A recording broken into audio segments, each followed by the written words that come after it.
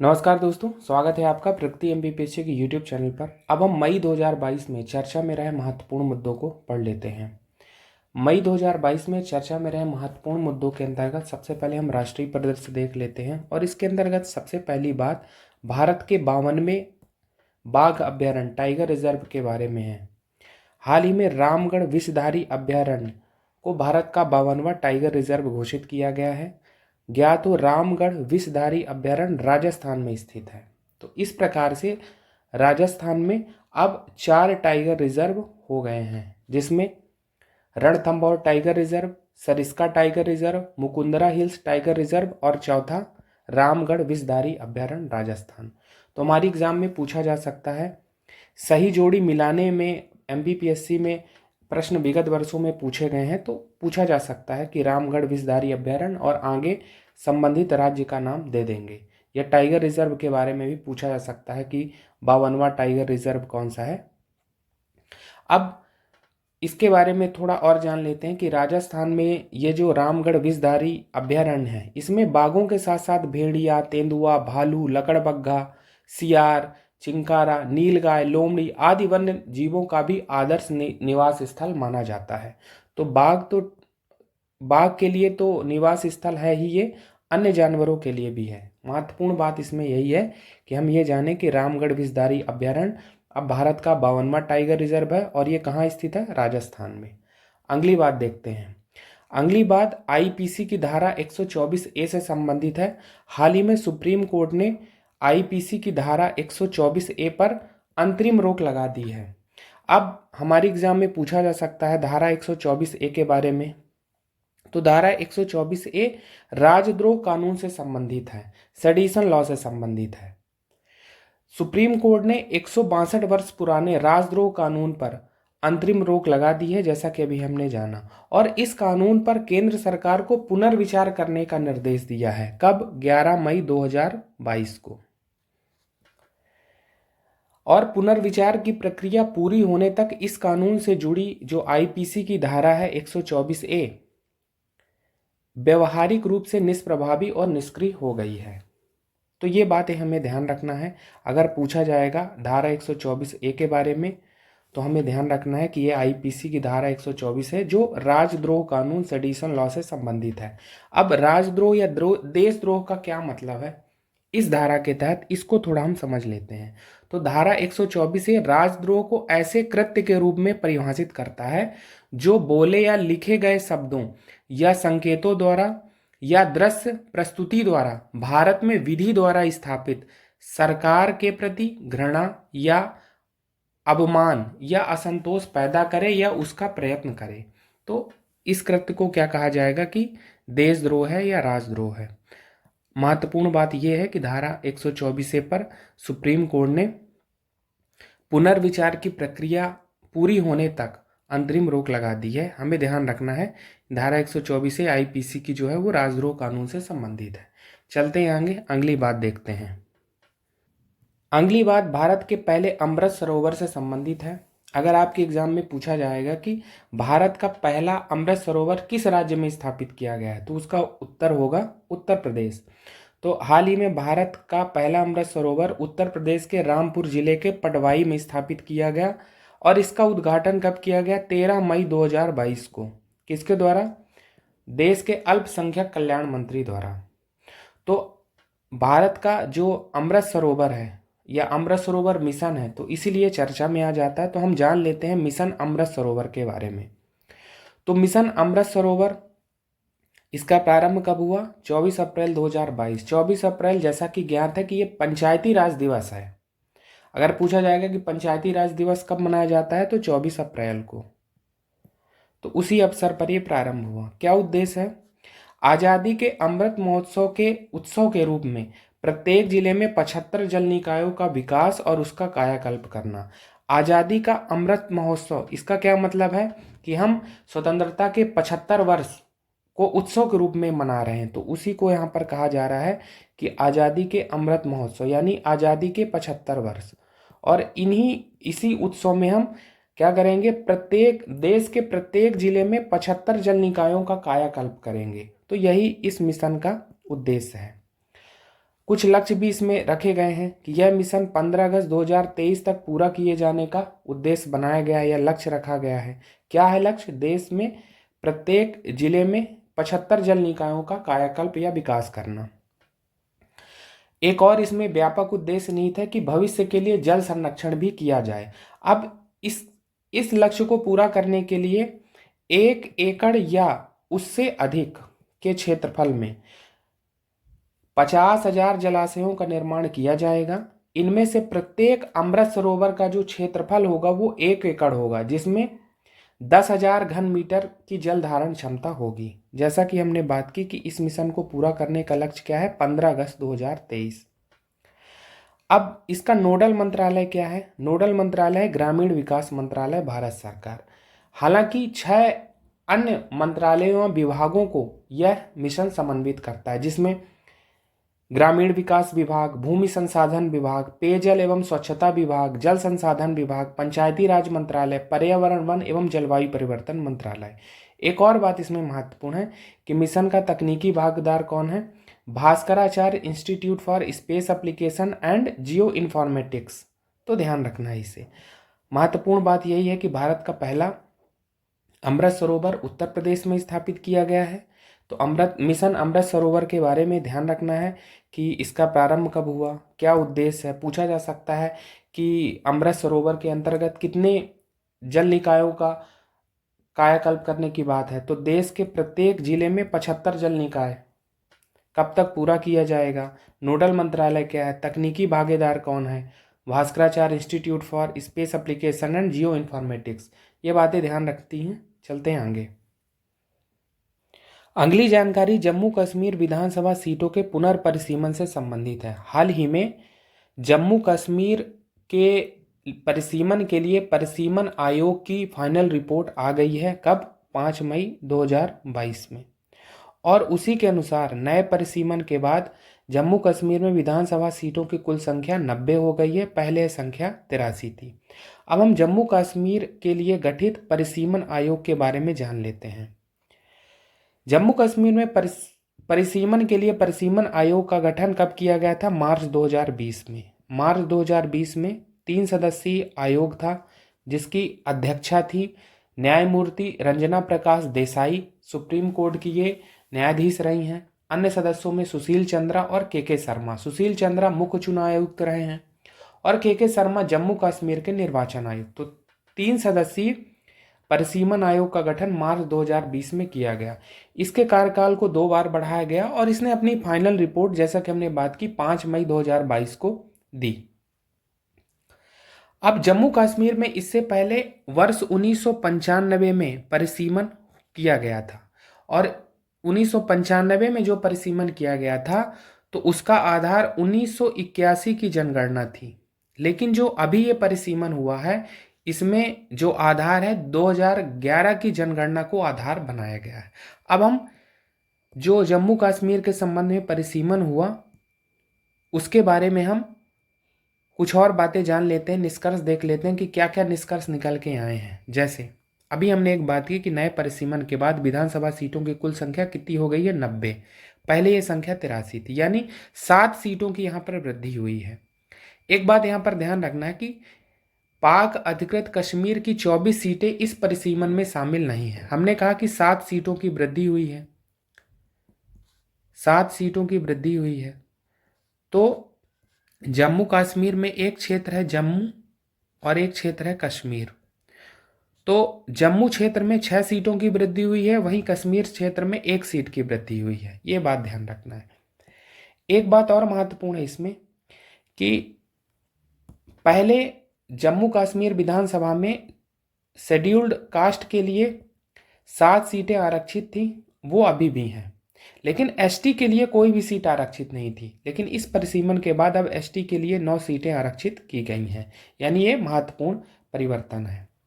वहीं एक और महत्वपूर्ण बात है कि कश्मीरी विस्थापितों के लिए भी 2 सीटें आरक्षित करने का सुझाव आयोग द्वारा दिया गया है और इन 2 सीटों में से 1 सीट महिला के लिए होगी। एक और बात इसमें महत्वपूर्ण है कि जम्मू कश्मीर लोकसभा सीटों की संख्या कितनी है? 5 है। अब ये 5 सीटें 2 सीटें जम्मू के लिए हैं, 2 सीटें कश्मीर क्षेत्र के लिए है और 1 सीट है अनंतनाग सीट। ये आधा हिस्सा जम्मू क्षेत्र का है और आधा हिस्सा कश्मीर क्षेत्र का है। प्रत्येक लोकसभा सीट के तहत विधानसभा की 18 सीटें नए परिसीमन के बाद रखी गई हैं। तो ये बातें हमें ध्यान रखनी है। अगर पूछा जाएगा कि हाल ही में किस राज्य के लिए या किस केंद्र शासित प्रदेश के लिए परिसीमन आयोग का गठन किया गया था, तो उसका उत्तर होगा जम्मू कश्मीर। परिसीमन के बाद विधानसभा सीटों की कुल संख्या अब कितनी हो गई है, तो 90। ये विधानसभा सीटें हैं। लोकसभा सीटें हैं 5। किसकी अध्यक्षता में था, तो ध्यान रखना है रंजना प्रकाश देसाई, ये सुप्रीम कोर्ट की सेवानिवृत्त न्यायाधीश रही हैं। तो ये बातें हमें ध्यान रखना है। चलते हैं आगे। अगली बात देश में सड़क दुर्घटनाओं पर सड़क परिवहन एवं राजमार्ग मंत्रालय की रिपोर्ट से संबंधित है। वर्ष 2020 में देश में हुई सड़क दुर्घटनाओं के संबंध में ये रिपोर्ट है और इस रिपोर्ट का नाम है road accidents in India 2020 report. जैसा कि हमने बात की, जारीकर्ता कौन है, सड़क परिवहन एवं राजमार्ग मंत्रालय। अब हम इस रिपोर्ट के कुछ निष्कर्ष देख लेते हैं। जैसे इसमें पहली बात है कि वर्ष 2019 की तुलना में वर्ष 2020 में देश में सड़क दुर्घटनाओं व इससे होने वाली मौतों दोनों में ही गिरावट देखी गई है। अब अगर हम बात करें कि जानलेवा सड़क दुर्घटनाओं की संख्या में हमने बात की कि गिरावट हुई है, तो कितनी गिरावट हुई है, 12.23% की कमी हुई है 2020 के दौरान 2019 की तुलना में। 2019 में जानलेवा सड़क दुर्घटनाओं की संख्या कितनी है, लगभग 1,37,806। वहीं 2020 में संख्या कितनी है, 1,20,806। और इसीलिए हम कह रहे हैं कि यहाँ पर जानलेवा सड़क दुर्घटनाओं की संख्या में 12.23% की कमी आई है। वहीं एक बात हमने और कही कि 2020 के दौरान घटित सड़क दुर्घटनाओं में मरने वालों की संख्या में भी कमी आई है 2019 की तुलना में, और ये कमी कितनी है, 12.6% की कमी आई है मौतों की संख्या में। ठीक है, तो ये बात ध्यान रखनी है। कुछ और बातें इसमें महत्वपूर्ण है, जैसे सड़क दुर्घटनाओं में होने वाली मौतें हैं वो ग्रामीण क्षेत्रों में ज़्यादा हैं, शहरी क्षेत्रों में कम है। और ग्रामीण क्षेत्रों में ये प्रतिशत कितना है, 68%। यानी सड़क दुर्घटनाओं से होने वाली मौतें ग्रामीण क्षेत्रों में 68% हैं, वहीं शहरी क्षेत्रों में 32% हैं। एक और इसमें महत्वपूर्ण जानकारी है कि सड़क दुर्घटनाओं में होने वाली मौतों में सर्वाधिक संख्या वाला राज्य कौन सा रहा है, यूपी रहा है, उत्तर प्रदेश। पूछा जा सकता है हमारे एग्जाम में। कुछ और आंकड़े हैं, जैसे वर्ष 2020 ऐसा लगातार तीसरा वर्ष था जब जानलेवा सड़क दुर्घटनाओं में मरने वालों में अधिकांश लोग युवा रहे हैं। और ये जो मृत्यु सड़क दुर्घटनाओं में हुई हैं उनके लिए कुछ और कारण बताए गए हैं, कुछ और चीजें बताई गई हैं, जैसे 69.3% मौतों के लिए स्पीडिंग जिम्मेदार है। स्पीडिंग का मतलब है तेज चलाना। हेलमेट ना पहनने के कारण 30% मौतें हुई हैं, लगभग 30%। और सीट बेल्ट का प्रयोग ना करने से लगभग 11.5% मौतें हुई हैं। तो ये चीज़ें हमें ध्यान रखना है। आप इनका प्रयोग मेंस वैल्यू एडिशन में कर सकते हैं। प्रीलिम में भी यहाँ से प्रश्न पूछे जा सकते हैं कि सड़क दुर्घटनाओं में होने वाली मौतों की सर्वाधिक संख्या वाला राज्य कौन सा है। ठीक है, इसके बारे में पूछा जा सकता है कि क्या सड़क दुर्घटनाओं की संख्या व इससे होने वाली मौतों में कमी आई है या अधिकता आई है। तो ध्यान रखना है कि 2019 की तुलना में 2020 में दोनों में ही गिरावट देखी गई है। फिर पूछा जा सकता है इस रिपोर्ट के बारे में, road accidents in India report कौन सा मंत्रालय जारी करता है। ठीक है, तो ये सब बातें पूछी जा सकती हैं। आप इन फैक्ट्स को, इन डाटा को मेंस वैल्यू एडिशन में भी प्रयोग कर सकते हैं। चलते हैं आगे, अगली बात देखते हैं। अगली बात देव सहायम पिल्लई के बारे में है। हाल ही में वेटिकन सिटी के पोप फ्रांसिस द्वारा इन्हें संत का दर्जा मिला। अब हम देव सहायम पिल्लई के बारे में जान लेते हैं। देव सहायम पिल्लई का जन्म 23 अप्रैल 1712 को हुआ तमिलनाडु के कन्याकुमारी जिले में नट्टलम गांव में। इनका मूल नाम क्या था, नीलकांता पिल्लई, और ये हिंदू नायर परिवार में इनका जन्म हुआ था। इन्होंने त्रावणकोर के महाराजा मार्कंड वर्मा के दरबार में अपनी सेवाएं दी। 1745 में इन्होंने ईसाई धर्म अपना लिया। जैसा कि अभी हमने बात की कि ये हिंदू नायर परिवार में जन्मे थे, और 1745 में इन्होंने ईसाई धर्म अपना लिया और नया नाम इन्होंने रखा लेजा रूस, और लेजा रूस का अर्थ होता है देव सहायम, इसीलिए इन्हें देव सहायम पिल्लई कहा जा रहा है। मूल नाम क्या था? नीलकांता पिल्लई। 1752 में इनकी हत्या कर दी गई थी और इनके निधन के लगभग 270 वर्ष बाद इन्हें संत का दर्जा पोप फ्रांसिस द्वारा दिया गया है, और भारत के ये ऐसे पहले व्यक्ति हैं जिन्हें संत का दर्जा दिया गया है। बात पूछी जा सकती है कि देव सहायम पिल्लई कौन थे, किस राज्य से संबंधित थे, ठीक है, और किस राजा के दरबार में इन्होंने अपनी सेवाएं दी। तो ये संबंधित प्रश्न पूछे जा सकते हैं, हमें ये बातें ध्यान रखनी है। अगली बात देख लेते हैं। अगली बात डॉक्टर मणिक साहा से संबंधित है। हाल ही में इन्हें त्रिपुरा के नए मुख्यमंत्री के रूप में नियुक्त किया गया है। कब की बात है? मई 2022 में इन्हें त्रिपुरा का नया सीएम नियुक्त किया गया है। ज्ञात होगी त्रिपुरा क्या है? भाजपा शासित राज्य है, और भाजपा शासित राज्य में नेतृत्व परिवर्तन किया गया है। ये किसकी जगह आए हैं? विप्लव कुमार देव की जगह ये आए हैं, ठीक है। तो अब अगर हम मणि साहा के बारे में कुछ और बातें जानें तो मणिक साहा राज्यसभा सांसद रहे हैं, ठीक है। और त्रिपुरा के बारे में जान लेते हैं कि त्रिपुरा क्या है। त्रिपुरा की राजधानी क्या है? अगरतला है। त्रिपुरा के राज्यपाल कौन है? SN आर्य, सत्यदेव नारायण आर्य। तो ये बातें पूछी जा सकती हैं। महत्वपूर्ण बात तो यही है कि अगर पूछा जाएगा कि त्रिपुरा के नए मुख्यमंत्री कौन है, तो मणिक साहा, ठीक है, ये बात ध्यान रखनी है। चलते हैं आगे। अगली बात श्रुति शर्मा के बारे में है। तो श्रुति शर्मा कौन है? संघ लोक सेवा आयोग सिविल सेवा परीक्षा में प्रथम स्थान इन्होंने अर्जित किया है। दूसरा स्थान अंकिता अग्रवाल का है, वहीं तीसरा स्थान गामिनी सिंगला का है।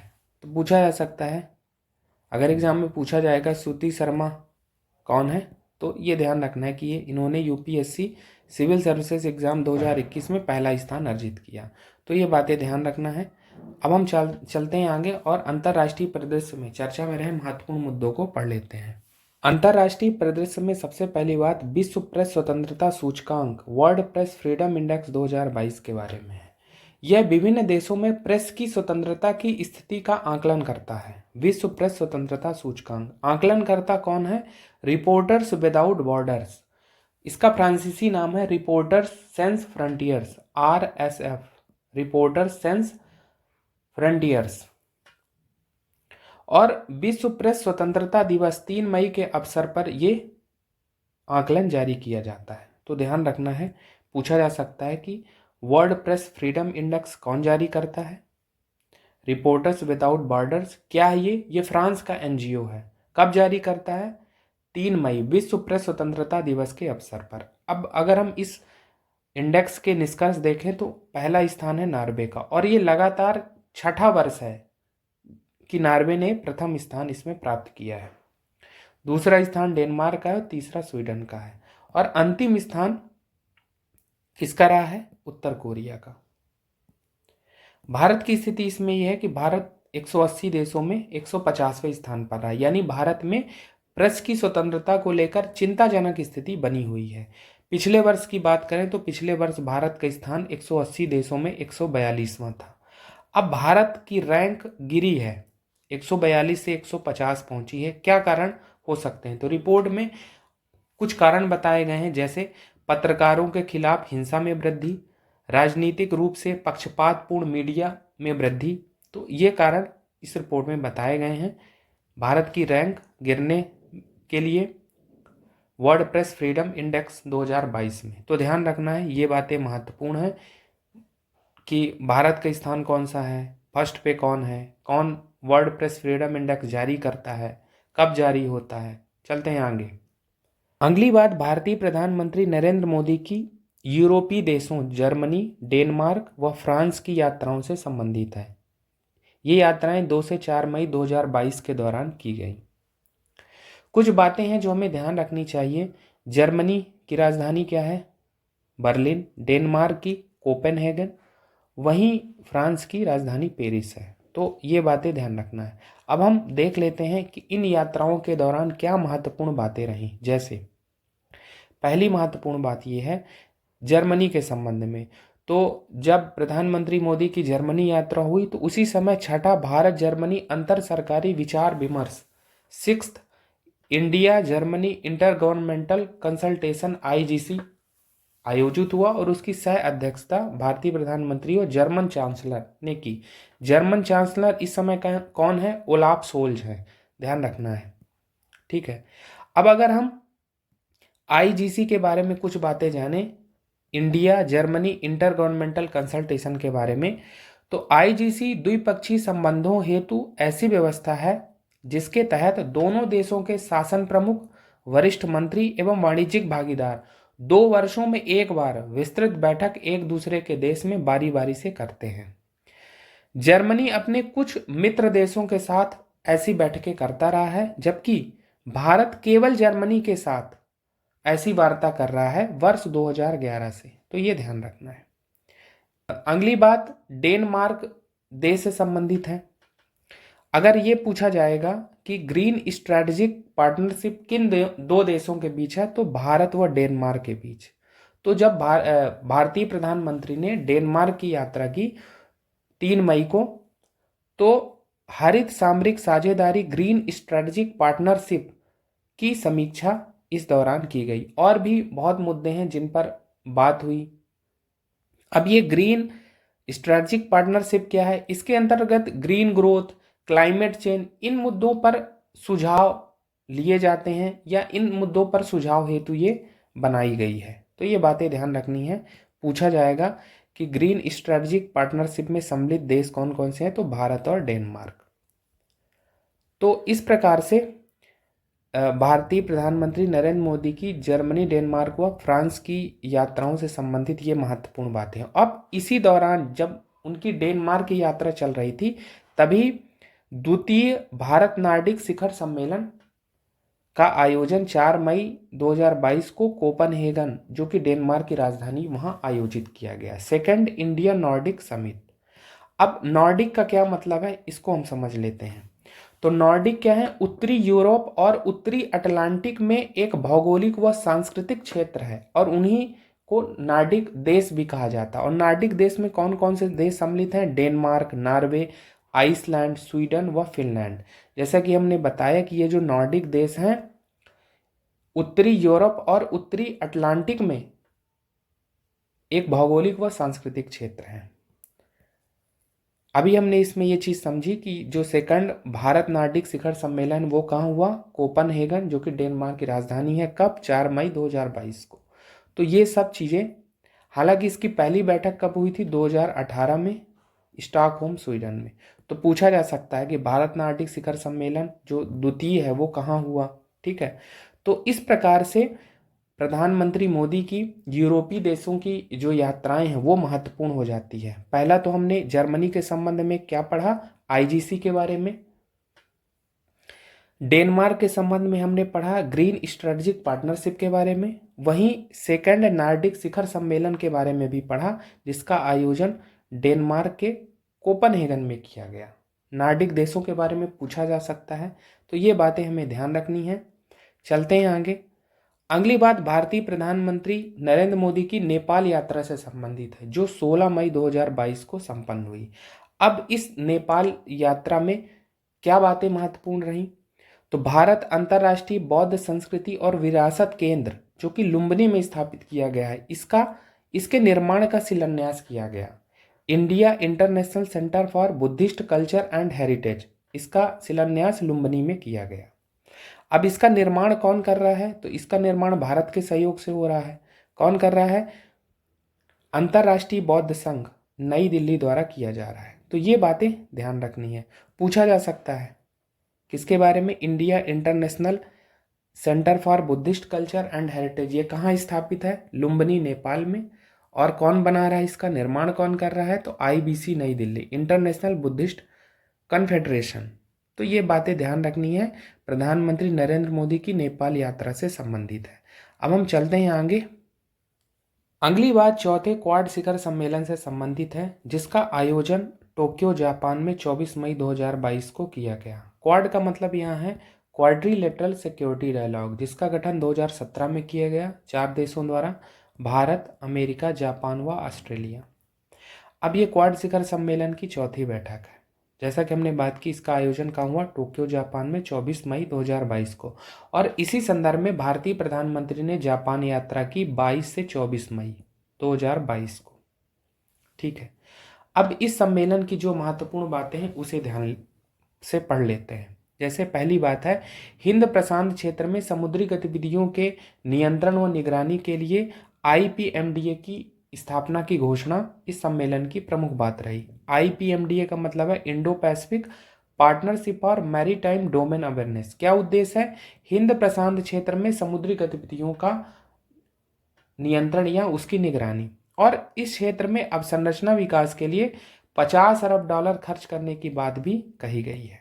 तो ये बात हमें ध्यान रखना है आईपीएमडीए के बारे में। कुछ और बातें महत्वपूर्ण हैं। क्वाड का आगामी सम्मेलन कब होगा? ऑस्ट्रेलिया में किए जाने की सहमति इस सम्मेलन में बनी है। इसके अलावा भारत ने द्विपक्षीय वार्ताएं भी की, अमेरिका के साथ, ऑस्ट्रेलिया के साथ, जापान के साथ। तो ये बात भी ध्यान रखना है। एक और बात महत्वपूर्ण है हिंद प्रशांत आर्थिक फ्रेमवर्क समूह के बारे में। इंडो पैसिफिक इकोनॉमिक फ्रेमवर्क, इसकी स्थापना 23 मई 2022 को टोक्यो में अमेरिकी पहल पर की गई। और ये क्या है? आईपीईएफ ये एक आर्थिक सहयोग संगठन है। इसमें सदस्य देश कितने हैं? 13 हैं। 4 क्वाड के हो गए, 9 अन्य देश हैं। 9 अन्य देशों में कौन कौन से हो गए? न्यूजीलैंड, दक्षिण Korea, Singapore, Brunei, Malaysia, Indonesia, Vietnam, Thailand, Philippines. क्या उद्देश्य है हिंद महासागर आर्थिक फ्रेमवर्क समूह? जैसा कि हमने बात की कि ये एक आर्थिक सहयोग संगठन है, अमेरिका की पहल पर स्थापित किया गया है। कब स्थापित किया गया? 23 मई को। अभी हमने पढ़ा कि 24 मई को क्वाड शिखर सम्मेलन, यानी क्वाड शिखर सम्मेलन के एक दिन पूर्व इसकी स्थापना की गई है, इंडो पैसिफिक इकोनॉमिक फ्रेमवर्क की। तो इसका उद्देश्य क्या होगा? जो इंडो पैसिफिक क्षेत्र है उस क्षेत्र की स्थिरता एवं समृद्धि को बढ़ाना। आर्थिक सहयोग संगठन है। फिर चीन की जो बढ़ती आक्रामकता है उस पर भी नियंत्रण का एक प्रमुख उद्देश्य है। तो हमें ध्यान रखना कि अगर पूछा जाएगा इंडो पैसिफिक इकोनॉमिक फ्रेमवर्क के बारे में, तो अमेरिका की पहल पर स्थापित एक आर्थिक सहयोग संगठन है। सदस्य देश 13 हैं। 4 क्वाड के हो गए, 9 अन्य देश हो गए। क्वाड शिखर सम्मेलन की एक महत्वपूर्ण बात आईपीएमडीए है, उसके बारे में ध्यान रखना है। चलते हैं आगे, अगली बात देखते हैं। अगली बात, भारत के राष्ट्रपति श्री रामनाथ कोविंद की जमैका व सेंट विंसेंट एवं ग्रेनाडीन्स, जो कि कैरेबियाई देश हैं, उनकी यात्रा से संबंधित है। भारतीय राष्ट्रपति की कैरेबियाई देशों की ये यात्रा कब हुई? 15 से 21 मई 2022।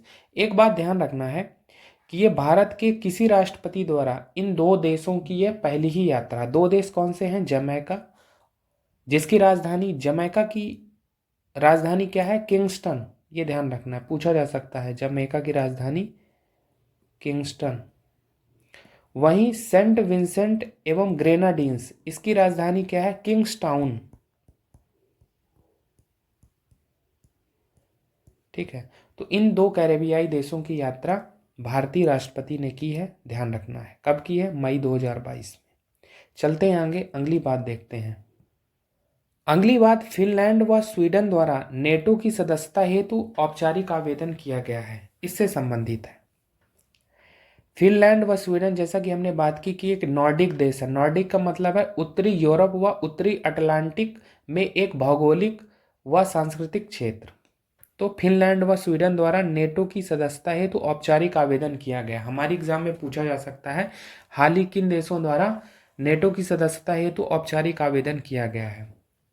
नेटो के बारे में हमने पूर्व की कक्षाओं में पढ़ रखा है। नेटो का मतलब है नॉर्थ अटलांटिक ट्रीटी ऑर्गेनाइजेशन, इसलिए यहाँ पर ज़्यादा डिटेल में नहीं जा रहे हैं। हम बात करते हैं नेटो की सदस्यता से संबंधित जो फिनलैंड व स्वीडन का आवेदन है। तो इनके आवेदन का टर्की द्वारा विरोध किया जा रहा है।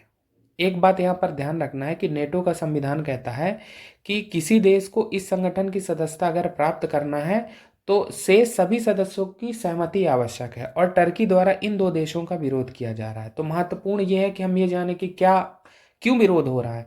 तो टर्की का कहना है कि दोनों देश, फिनलैंड व स्वीडन, कुर्द आतंकवादियों को आश्रय देते रहे हैं, और कुर्द जो आतंकवादी हैं वो टर्की के विरुद्ध गतिविधियां चलाते हैं और इसीलिए टर्की द्वारा विरोध किया जा रहा है। तो ये बातें तो हमने थोड़ा कहानी जानी। महत्वपूर्ण बात इसमें यही है कि हम ये जानें कि फिनलैंड और स्वीडन ने नेटो की सदस्यता के लिए औपचारिक आवेदन दिया है मई 2022 में। तो इस प्रकार से आज हमने राष्ट्रीय और अंतर्राष्ट्रीय परिदृश्य में चर्चा में रहे महत्वपूर्ण मुद्दों को पढ़ा। तो मई 2022 करंट अफेयर सीरीज के अंतर्गत आज हम विज्ञान एवं प्रौद्योगिकी के क्षेत्र में चर्चा में रहे महत्वपूर्ण मुद्दों को पढ़ेंगे। इसमें सबसे पहली बात आईएनएस गोमती के बारे में है। हाल ही में आईएनएस गोमती को भारतीय नौसेना द्वारा सेवा मुक्त कर दिया गया। कब की बात है ये? 28 मई 2022। अब हम आईएनएस गोमती के बारे में कुछ बातें जान लेते हैं। जैसे आईएनएस गोमती का नामकरण गोमती नदी के नाम पर पड़ा है, जो कि गंगा की सहायक नदी है। तो गोमती नदी किसकी सहायक नदी है? गंगा की, और इसी के नाम पर इसका नामकरण हुआ है। अब इसका आईएनएस गोमती का गठन कब किया गया? 1988 में मझगांव डाक लिमिटेड, जो कि बॉम्बे में था। इसकी क्लास क्या है? Godavari class guided missile frigates का ये युद्धपोत है। ठीक है, तो ये बातें आईएनएस गोमती के बारे में महत्वपूर्ण है।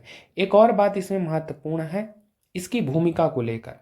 तो INS Gomti operation cactus, operation पराक्रम व ऑपरेशन इंद्रधनुष रेनबो में इसने महत्वपूर्ण भूमिका निभाई है। अगर हम कुछ बातें जान लें, ऑपरेशन कैक्टस जो कि 1988 में मालदीव में चलाया गया, तो ऑपरेशन कैक्टस के तहत भारतीय सशस्त्र बलों ने तख्ता पलट की कोशिश को नाकाम करने में मालदीव सरकार की मदद की थी, और इसमें आईएनएस गोमती की महत्वपूर्ण भूमिका रही थी। वहीं ऑपरेशन पराक्रम 2001 में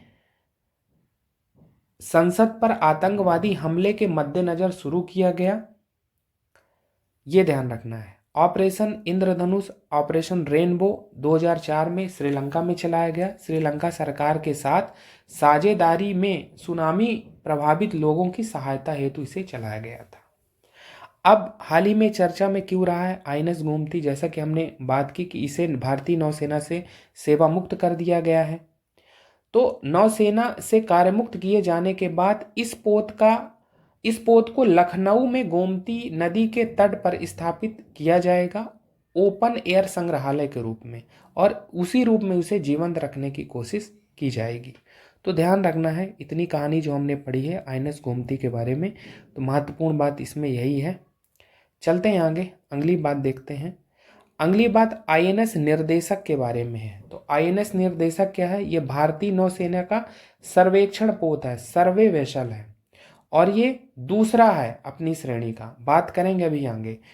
आईएनएस निर्देशक का निर्माण कौन कर रहा है? Garden reach ship builders and engineers GRSE और L&T के सहयोग से ये बन रहा है। अब इसके बारे में कुछ और बातें कही जाती हैं कि इसकी विस्थापन क्षमता लगभग 3400 टन है। अब हाल ही में आईएनएस निर्देशक चर्चा में क्यों रहा है? क्योंकि हाल ही में इसका जलावतरण किया गया। कब?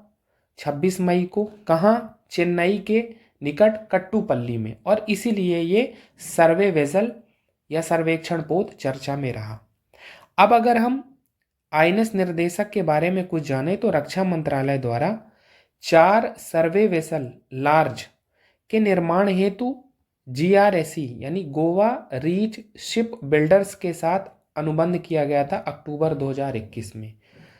इसमें पहला सर्वेक्षण पोत था संध्याक, जो पिछले वर्ष काफी चर्चा में रहा। दिसंबर 2021 में संध्याक का जलावतरण किया गया था कोलकाता में, और ऐसी संभावना लगाई गई थी कि 2023 में इसे भारतीय नौसेना में सम्मिलित कर लिया जाएगा। और जो आज हम पढ़ रहे हैं आईएनएस निर्देशक के बारे में, तो इस श्रेणी में यह दूसरा है। ठीक है, तो ये बातें महत्वपूर्ण हैं। अब इन जहाज़ों की क्या प्राथमिक भूमिका रहने वाली है? तो जहाज़ों की प्राथमिक भूमिका बंदरगाहों और नौवहन चैनलों के पूर्ण पैमाने पर तटीय और गहरे पानी के हाइड्रोग्राफिक सर्वेक्षण करने की होगी। तो जैसा कि नाम ही है सर्वेक्षण पोत है, तो इनका सर्वेक्षण का ही मुख्य काम होगा। जहाज़ों को रक्षा के साथ साथ नागरिक अनुप्रयोगों के लिए समुद्र विज्ञान और भूभौतिकी आंकड़े एकत्र करने के लिए भी तैनात किया जाएगा। आपात स्थिति में भी ये मदद करेंगे अस्पताल जहाज़ों के रूप में। तो हमें ध्यान रखना है आईएनएस निर्देशक के बारे में। पूछा जा सकता है कि आईएनएस निर्देशक क्या है, तो ये सर्वेक्षण पोत है।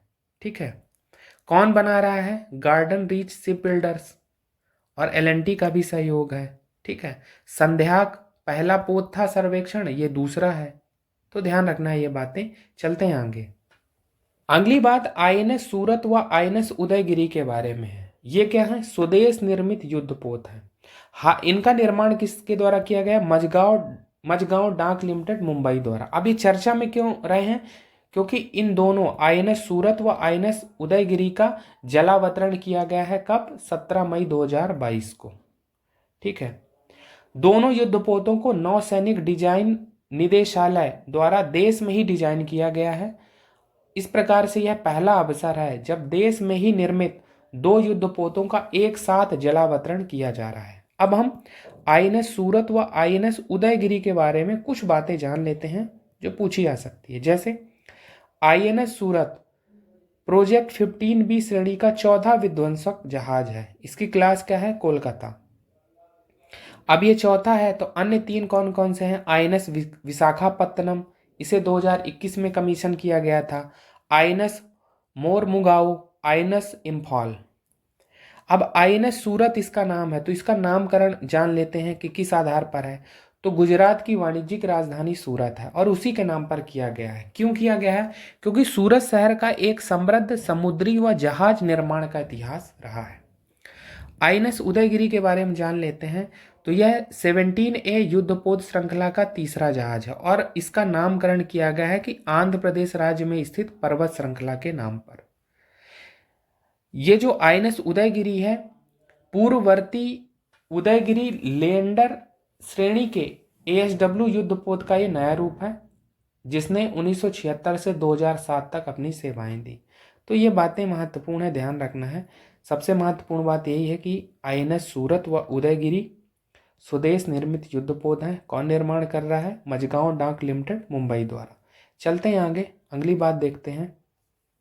अगली बात ब्रह्मोस मिसाइल के बारे में है। विस्तारित रेंज वाली BrahMos missile, extended range version of BrahMos supersonic cruise missile हाल ही में चर्चा में क्यों रही? क्योंकि वायुसेना के सुखोई Su-30 MKI लड़ाकू विमान से इसका सफल परीक्षण किया गया। कब? 12 मई 2020 को। तो इस कारण से ये ब्रह्मोस मिसाइल चर्चा में रहे। ब्रह्मोस मिसाइल के बारे में हमने पूर्व की कक्षाओं में विस्तृत में चर्चा कर ली है। थोड़ा सा और जान लेते हैं इसके बारे में कि ब्रह्मोस मिसाइल भारत की ब्रह्मपुत्र नदी और रूस की मस्कवा नदी के नाम पर इसका नामकरण है। अब सुपरसोनिक क्रूज मिसाइल क्यों कहा जा रहा है? क्योंकि स्पीड कितनी है इसकी? 2.8 मैक है, यानी ध्वनि की गति से लगभग 3 गुना इसकी स्पीड है और इसकी रेंज है 290 किलोमीटर। हालांकि इसको विस्तारित किया जा रहा है 600 किलोमीटर तक।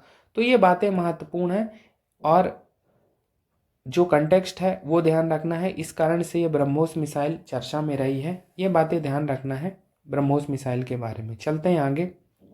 अगली बात, भारतीय नौसेना द्वारा सी किंग 42B हेलीकॉप्टर से पोतरोधी मिसाइल के सफल परीक्षण से संबंधित है और इसका सफल परीक्षण किया गया 18 मई 2022 को DRDO की मदद से। ध्यान रखना है किसके द्वारा किया गया? ये पोतरोधी जो एंटीशिप मिसाइल है, इसका जो सफल परीक्षण हुआ है सी किंग 42B हेलीकॉप्टर से। अब एक चीज ध्यान रखना है कि यह स्वदेशी तकनीक से विकसित पहली नौसेना पोतरोधी मिसाइल है। जो ये एंटीशिप मिसाइल है या पोतरोधी मिसाइल है, समुद्र की ऊपरी सतह से थोड़ा ऊपर उठकर तेज गति से लक्ष्य की ओर जाती है, जिससे यह रडार की नजर में नहीं आती। साथ ही ऊंचाई कम होने की वजह से दुश्मन इसे मारकर गिरा नहीं पाता। तो ये कुछ इसकी विशेषताएं हैं। कुछ और बातें, जैसे हवा से लॉन्च की जाने वाली यह मिसाइल भारतीय नौसेना के हेलीकॉप्टरों पर लगाई जाएगी। इससे भारतीय नौसेना की शक्ति में वृद्धि होगी। तो ये बातें ध्यान रखनी है एंटीशिप मिसाइल के बारे में। अब हम मई 2022 में चर्चा में रहे आर्थिक परिदृश्य को देख लेते हैं। इसमें सबसे पहली बात, विदेशों से धन संप्रेषण से संबंधित विश्व बैंक की migration and development brief report से संबंधित है, जो विश्व बैंक द्वारा मई 2022 में जारी की गई। अब इस रिपोर्ट के अनुसार विदेशों से धन संप्रेषण रेमिटेंस प्राप्त करने वाले राष्ट्रों में पहले स्थान पर भारत रहा है। भारत को कितना रेमिटेंस या धन संप्रेषण प्राप्त हुआ 2021 में? 89.4 अरब डॉलर। 2020 में कितना हुआ था? 82.7, यानी 2020 की तुलना में 8.1% की वृद्धि रेमिटेंस में हुई है। विगत वर्षों में भारत रेमिटेंस प्राप्त करने वाले राष्ट्रों में प्रथम स्थान पर रहा है। तो हमें ध्यान रखना है, इस वर्ष भी पहले स्थान पर भारत बना हुआ है। दूसरे स्थान पर सामान्य तौर पर विगत वर्षों में चीन का रहा है, लेकिन इस बार मैक्सिको सेकंड रैंक पे आ गया है और इसमें जो रेमिटेंस आया है वो 54.1 अरब डॉलर का। वहीं चीन के संबंध में रेमिटेंस 53 अरब डॉलर का रहा है। बात महत्वपूर्ण है कि हमें यह ध्यान रखना कि सबसे ज़्यादा रेमिटेंस प्राप्त करने वाला देश कौन सा है, भारत कितना है, ये ध्यान रखना है। एक और बात महत्वपूर्ण है कि 2021 के दौरान कुल 773, यहाँ गलती से ये लिख गया है, 773.2 अरब डॉलर का रेमिटेंस विभिन्न देशों में हुआ, धन संप्रेषण विभिन्न देशों में हुआ। तो ये ध्यान रखना है, सबसे महत्वपूर्ण बात यही है।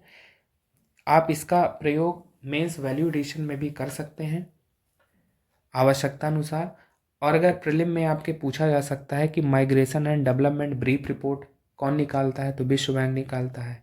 इस रिपोर्ट के अनुसार रेमिटेंस प्राप्त करने वाला प्रथम देश कौन सा है, यानी जहां सबसे ज़्यादा रेमिटेंस आया वर्ष 2021 में, तो भारत। दूसरे स्थान पर मैक्सिको, तीसरा स्थान चीन का रहा। चलते हैं आगे। अगली बात आरबीआई द्वारा वर्ष 2021-22 के लिए लाभांश हस्तांतरण से संबंधित है। आरबीआई द्वारा लगभग 30,307 करोड़ का लाभांश हस्तांतरण भारत सरकार को किया गया। अब आरबीआई की आय का साधन क्या है, तो सरकारी बॉन्ड्स हैं। स्वर्ण तथा विदेशी मार्केट में फॉरवर्ड एवं बॉन्ड ट्रेडिंग के द्वारा आरबीआई की आय होती है। अभी जो 2021-22 के लिए लाभांश हस्तांतरण है 30,000 करोड़ के समथिंग, ये विगत 10 वर्षों में सबसे कम है। हालांकि बजट में अनुमान लगाया गया था कि यह 73,948 करोड़ होगा, लेकिन ये कम है। विगत वर्ष में 2020-21 में जो लाभांश हस्तांतरण किया गया था वो कितना था? 99,122 करोड़। क्या कारण है कि ये लाभांश हस्तांतरण कम हो गया? तो उसका एक कारण बताया जाता है कि आरबीआई के संचालक मंडल द्वारा कंटिंजेंसी रिजर्व की स्थापना, जो 2020-21 के लिए लाभांश निर्धारण से पूर्व कितना था? 5.5%। तो ये एक कारण बताया गया है। महत्वपूर्ण बात यह है कि हम ये ध्यान रखें कि आरबीआई द्वारा लगभग 30,000 करोड़ का लाभांश हस्तांतरण भारत सरकार को किया गया है। चलते हैं आगे, अगली बात देखते हैं। अगली बात, भारत में विदेशी प्रत्यक्ष निवेश फॉरेन डायरेक्ट इन्वेस्टमेंट प्रवाह से संबंधित वाणिज्य मंत्रालय की रिपोर्ट से संबंधित है। वाणिज्य मंत्रालय की रिपोर्ट के अनुसार 2021-22 के दौरान भारत में विदेशी प्रत्यक्ष निवेश कितना हुआ है? 83.57 अरब डॉलर। विदेशी प्रत्यक्ष निवेश का जो प्रवाह हुआ है किस देश से हुआ है, यानी सबसे ज़्यादा विदेशी प्रत्यक्ष निवेश करने वाला कौन सा देश है? फर्स्ट नंबर पर है सिंगापुर। कुल निवेश का 27% निवेश भारत में सिंगापुर ने किया है। सेकंड रैंक पे अमेरिका है, इसका निवेश 18% है। वहीं मॉरिशस का 16%। तो ये बातें ध्यान रखनी है। कुछ और बातें हैं जो हमारी प्रारंभिक परीक्षा और मुख्य परीक्षा के दृष्टि से महत्वपूर्ण है, जैसे सबसे ज़्यादा एफडीआई प्रवाह वाला क्षेत्र कौन सा रहा है, तो कंप्यूटर एवं हार्डवेयर क्षेत्र। यहाँ पर कुल निवेश का 25% निवेश कंप्यूटर एवं हार्डवेयर क्षेत्र में हुआ। वहीं सेवा क्षेत्र में 12% और ऑटोमोबाइल में भी 12%। अगली बात, एफडीआई प्राप्तकर्ता राज्यों में पहला स्थान कर्नाटक का रहा है। कर्नाटक ने कुल निवेश का 35% प्राप्त किया। यहाँ गलती से 26 हो गया, ये 35% है। वहीं महाराष्ट्र दूसरे नंबर पर रहा, महाराष्ट्र में निवेश 26% रहा। वहीं तीसरे नंबर पर दिल्ली रहा, दिल्ली में निवेश कितना रहा? 14%। तो ये बातें हमें ध्यान रखनी है। अभी जो ये वाणिज्य मंत्रालय की रिपोर्ट आई है जिसमें ये कहा गया है कि भारत में जो विदेशी प्रत्यक्ष निवेश है 83.57 अरब डॉलर, ये अब तक का सर्वोच्च स्तर है, ये ध्यान रखना है।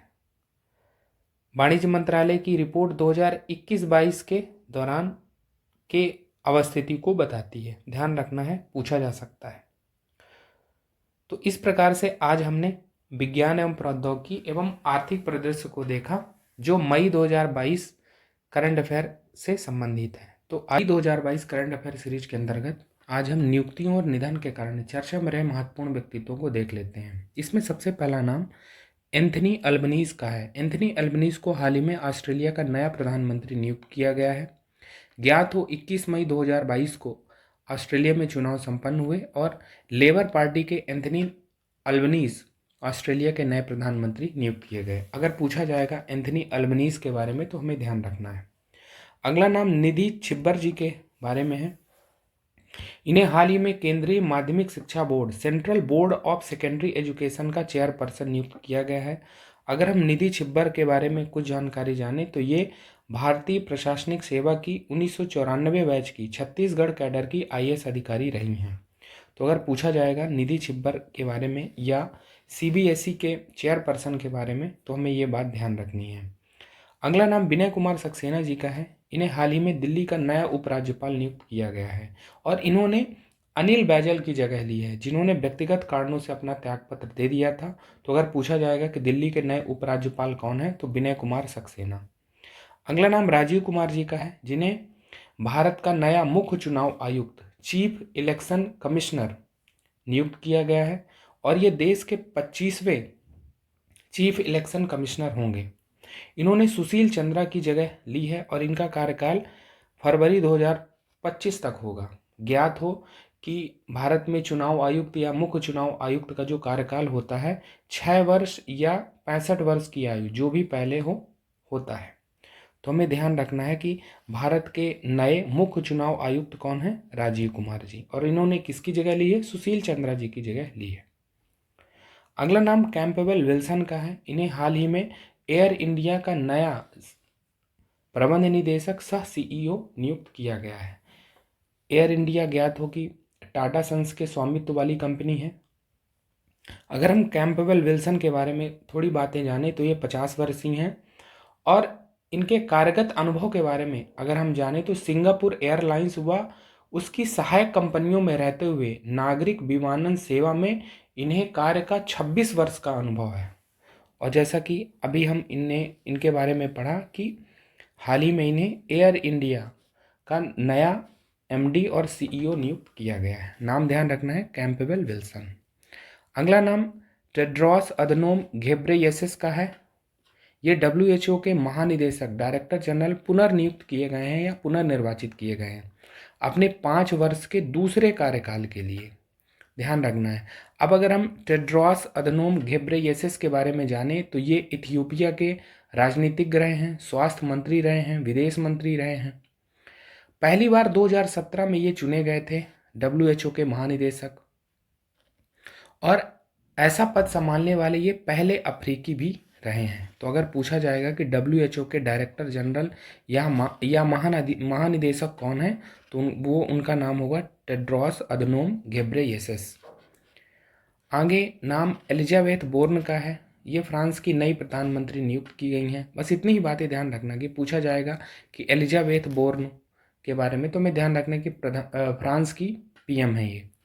अगला नाम फर्डिनेंड बोंग मार्कोस जूनियर का है जिन्हें फिलीपींस का नया राष्ट्रपति नियुक्त किया गया है। तो ध्यान रखना है अगर पूछा जाएगा कि फर्डिनेंड बोंग मार्कोस जूनियर का संबंध किस देश से है तो फिलीपींस है। ये फिलीपींस के नए राष्ट्रपति हैं, ये ध्यान रखना है। अगली नियुक्ति अधीर रंजन चौधरी से संबंधित है जिन्हें लोक लेखा समिति पब्लिक अकाउंट कमेटी का अध्यक्ष पुनर्निर्वाचित किया गया है। गिरीश बापट को प्राक्कलन समिति का अध्यक्ष पुनर्निर्वाचित किया गया। वहीं संतोष कुमार गंगवार को लोक उपक्रमों पर समिति का अध्यक्ष पुनर्निर्वाचित किया गया है। एक बात ध्यान रखना है कि इन सभी पदों पर चाहे वो लोक लेखा समिति हो, प्राक्कलन समिति हो, लोक उपक्रमों पर समिति हो, तो इन सभी पदों पर ये इन व्यक्तित्वों की दोबारा नियुक्ति की गई है। अब अगर हम कुछ मूलभूत बातें जानें, लोक लेखा समिति, प्राक्कलन समिति, लोक उपक्रमों पर समिति, तो देख लेते हैं इनकी कुछ मूलभूत बातें। अगर हम लोक लेखा समिति के बारे में बात करें, पब्लिक अकाउंट कमेटी के बारे में, तो इसका गठन हुआ था 1921 में और यहाँ पर 22 सदस्य होते हैं, 15 लोकसभा से और 7 राज्यसभा से। ठीक है, स्थापना 1921 में है और 22 सदस्य है। एक बात ध्यान रखना कि जो राज्यसभा के सदस्य होते हैं उन्हें मताधिकार प्राप्त नहीं होता है। अब कुछ और बातें हैं लोक लेखा समिति के बारे में, जैसे 1921 से 1950 तक वित्त मंत्री इसके अध्यक्ष होते थे, लेकिन 1967 और 68 में पहली बार ऐसा हुआ कि इसका अध्यक्ष विपक्षी दल के किसी नेता को बनाया गया और तब से यही परंपरा बनी हुई है। अभी जो ये अधीर रंजन चौधरी हैं, ये कांग्रेसी सांसद है और इन्हें पीएसी का अध्यक्ष बनाया गया है। तो ये बात ध्यान रखना है कि जो पीएसी का, पब्लिक अकाउंट कमेटी या लोक लेखा समिति का अध्यक्ष होता है वो विपक्षी दल का कोई नेता होता है। कुछ और बातें हैं लोक लेखा समिति के बारे में, जैसे कि इस समिति के अध्यक्ष को कैबिनेट मंत्री स्तर का दर्जा प्राप्त होता है। अब अगर हम लोक लेखा समिति के कार्यों की बात करें तो ये क्या करती है, यह समिति भारत सरकार के लोक लेखे तथा नियंत्रक एवं महालेखा परीक्षक के प्रतिवेदन का निरीक्षण करती है। एक और बात है, यह समिति यह सुनिश्चित करती है कि लोक धन संसद के निर्णयों के अनुसार ही विभिन्न मदों पर खर्च किया जाए, उसका व्यर्थ या अपव्यय न हो, ये ध्यान रखना है। एक और बात है कि ये सभी समितियों का जो हम बात कर रहे हैं, लोक लेखा समिति, प्राक्कलन समिति, लोक उपक्रमों पर समिति, इन सभी का पुनर्गठन प्रतिवर्ष किया जाता है। लोक लेखा समिति के बारे में एक और बात है कि सरकार का कोई भी मंत्री इस समिति का सदस्य नहीं हो सकता। तो इस प्रकार से हमने लोक लेखा समिति के बारे में पढ़ा। हाल ही में चर्चा में क्यों रही है, क्योंकि इसका अध्यक्ष बनाया गया है कांग्रेसी सांसद हैं अधीर रंजन चौधरी। अब हम प्राक्कलन समिति के बारे में जान लेते हैं कुछ बातें, जैसे प्राक्कलन समिति की स्थापना कब हुई है, 1950 में हुई है। यहाँ पर कितने सदस्य होते हैं, 30 सदस्य। और एक बात महत्वपूर्ण है प्राक्कलन समिति के बारे में कि ये सभी लोकसभा से होते हैं, ध्यान रखना है, पूछा जा सकता है कि प्राक्कलन समिति में सदस्य कितने हैं, 30, और सभी लोकसभा से होते हैं। अब प्राक्कलन समिति का अगर सदस्य लोकसभा उपाध्यक्ष हो जाता है तो वो स्वतः ही इस समिति का अध्यक्ष हो जाता है। एक बात और महत्वपूर्ण है कि अध्यक्ष का चुनाव सदस्यों में से ही लोकसभा अध्यक्ष के द्वारा किया जाता है, कोई भी मंत्री इसका सदस्य नहीं हो सकता। प्राक्कलन समिति के अगर हम कार्यों की बात करें तो बजट में सम्मिलित प्राक्कलनों की जांच करना तथा सार्वजनिक व्यय में किफ़ायत के लिए सुझाव देना इसके महत्वपूर्ण कार्य हैं। इसका नाम एक अनुमान समिति भी कहा जाता है। अगली बात है लोक उपक्रमों पर समिति। इसकी स्थापना 1964 में हुई है और यहाँ पर 22 सदस्य हैं, वही 15 लोकसभा से और 7 राज्यसभा से। कोई मंत्री इस समिति का भी अध्यक्ष नहीं हो सकता और इसके कार्य क्या है, जैसा कि नाम है कि सार्वजनिक उपक्रमों के प्रतिवेदनों एवं लेखों की जांच करना लोक उपक्रमों पर समिति का मुख्य कार्य है। तो इस प्रकार से हमने लोक लेखा समिति, प्राक्कलन समिति और लोक उपक्रमों पर समिति के बारे में कुछ मूलभूत बातें जानी। ये चर्चा में क्यों रही, क्योंकि हाल ही में इनके जो अध्यक्ष हैं उनका पुनर्निर्वाचन किया गया है। तो ये सभी नाम हमें ध्यान रखने हैं। चलते हैं आगे निधन के कारण चर्चा में रहे महत्वपूर्ण व्यक्तित्वों को देख लेते हैं। इसमें पहला नाम पंडित शिव कुमार शर्मा जी का है। ये अंतर्राष्ट्रीय ख्याति प्राप्त संतूर वादक थे और 10 मई 2022 को इनका निधन हो गया।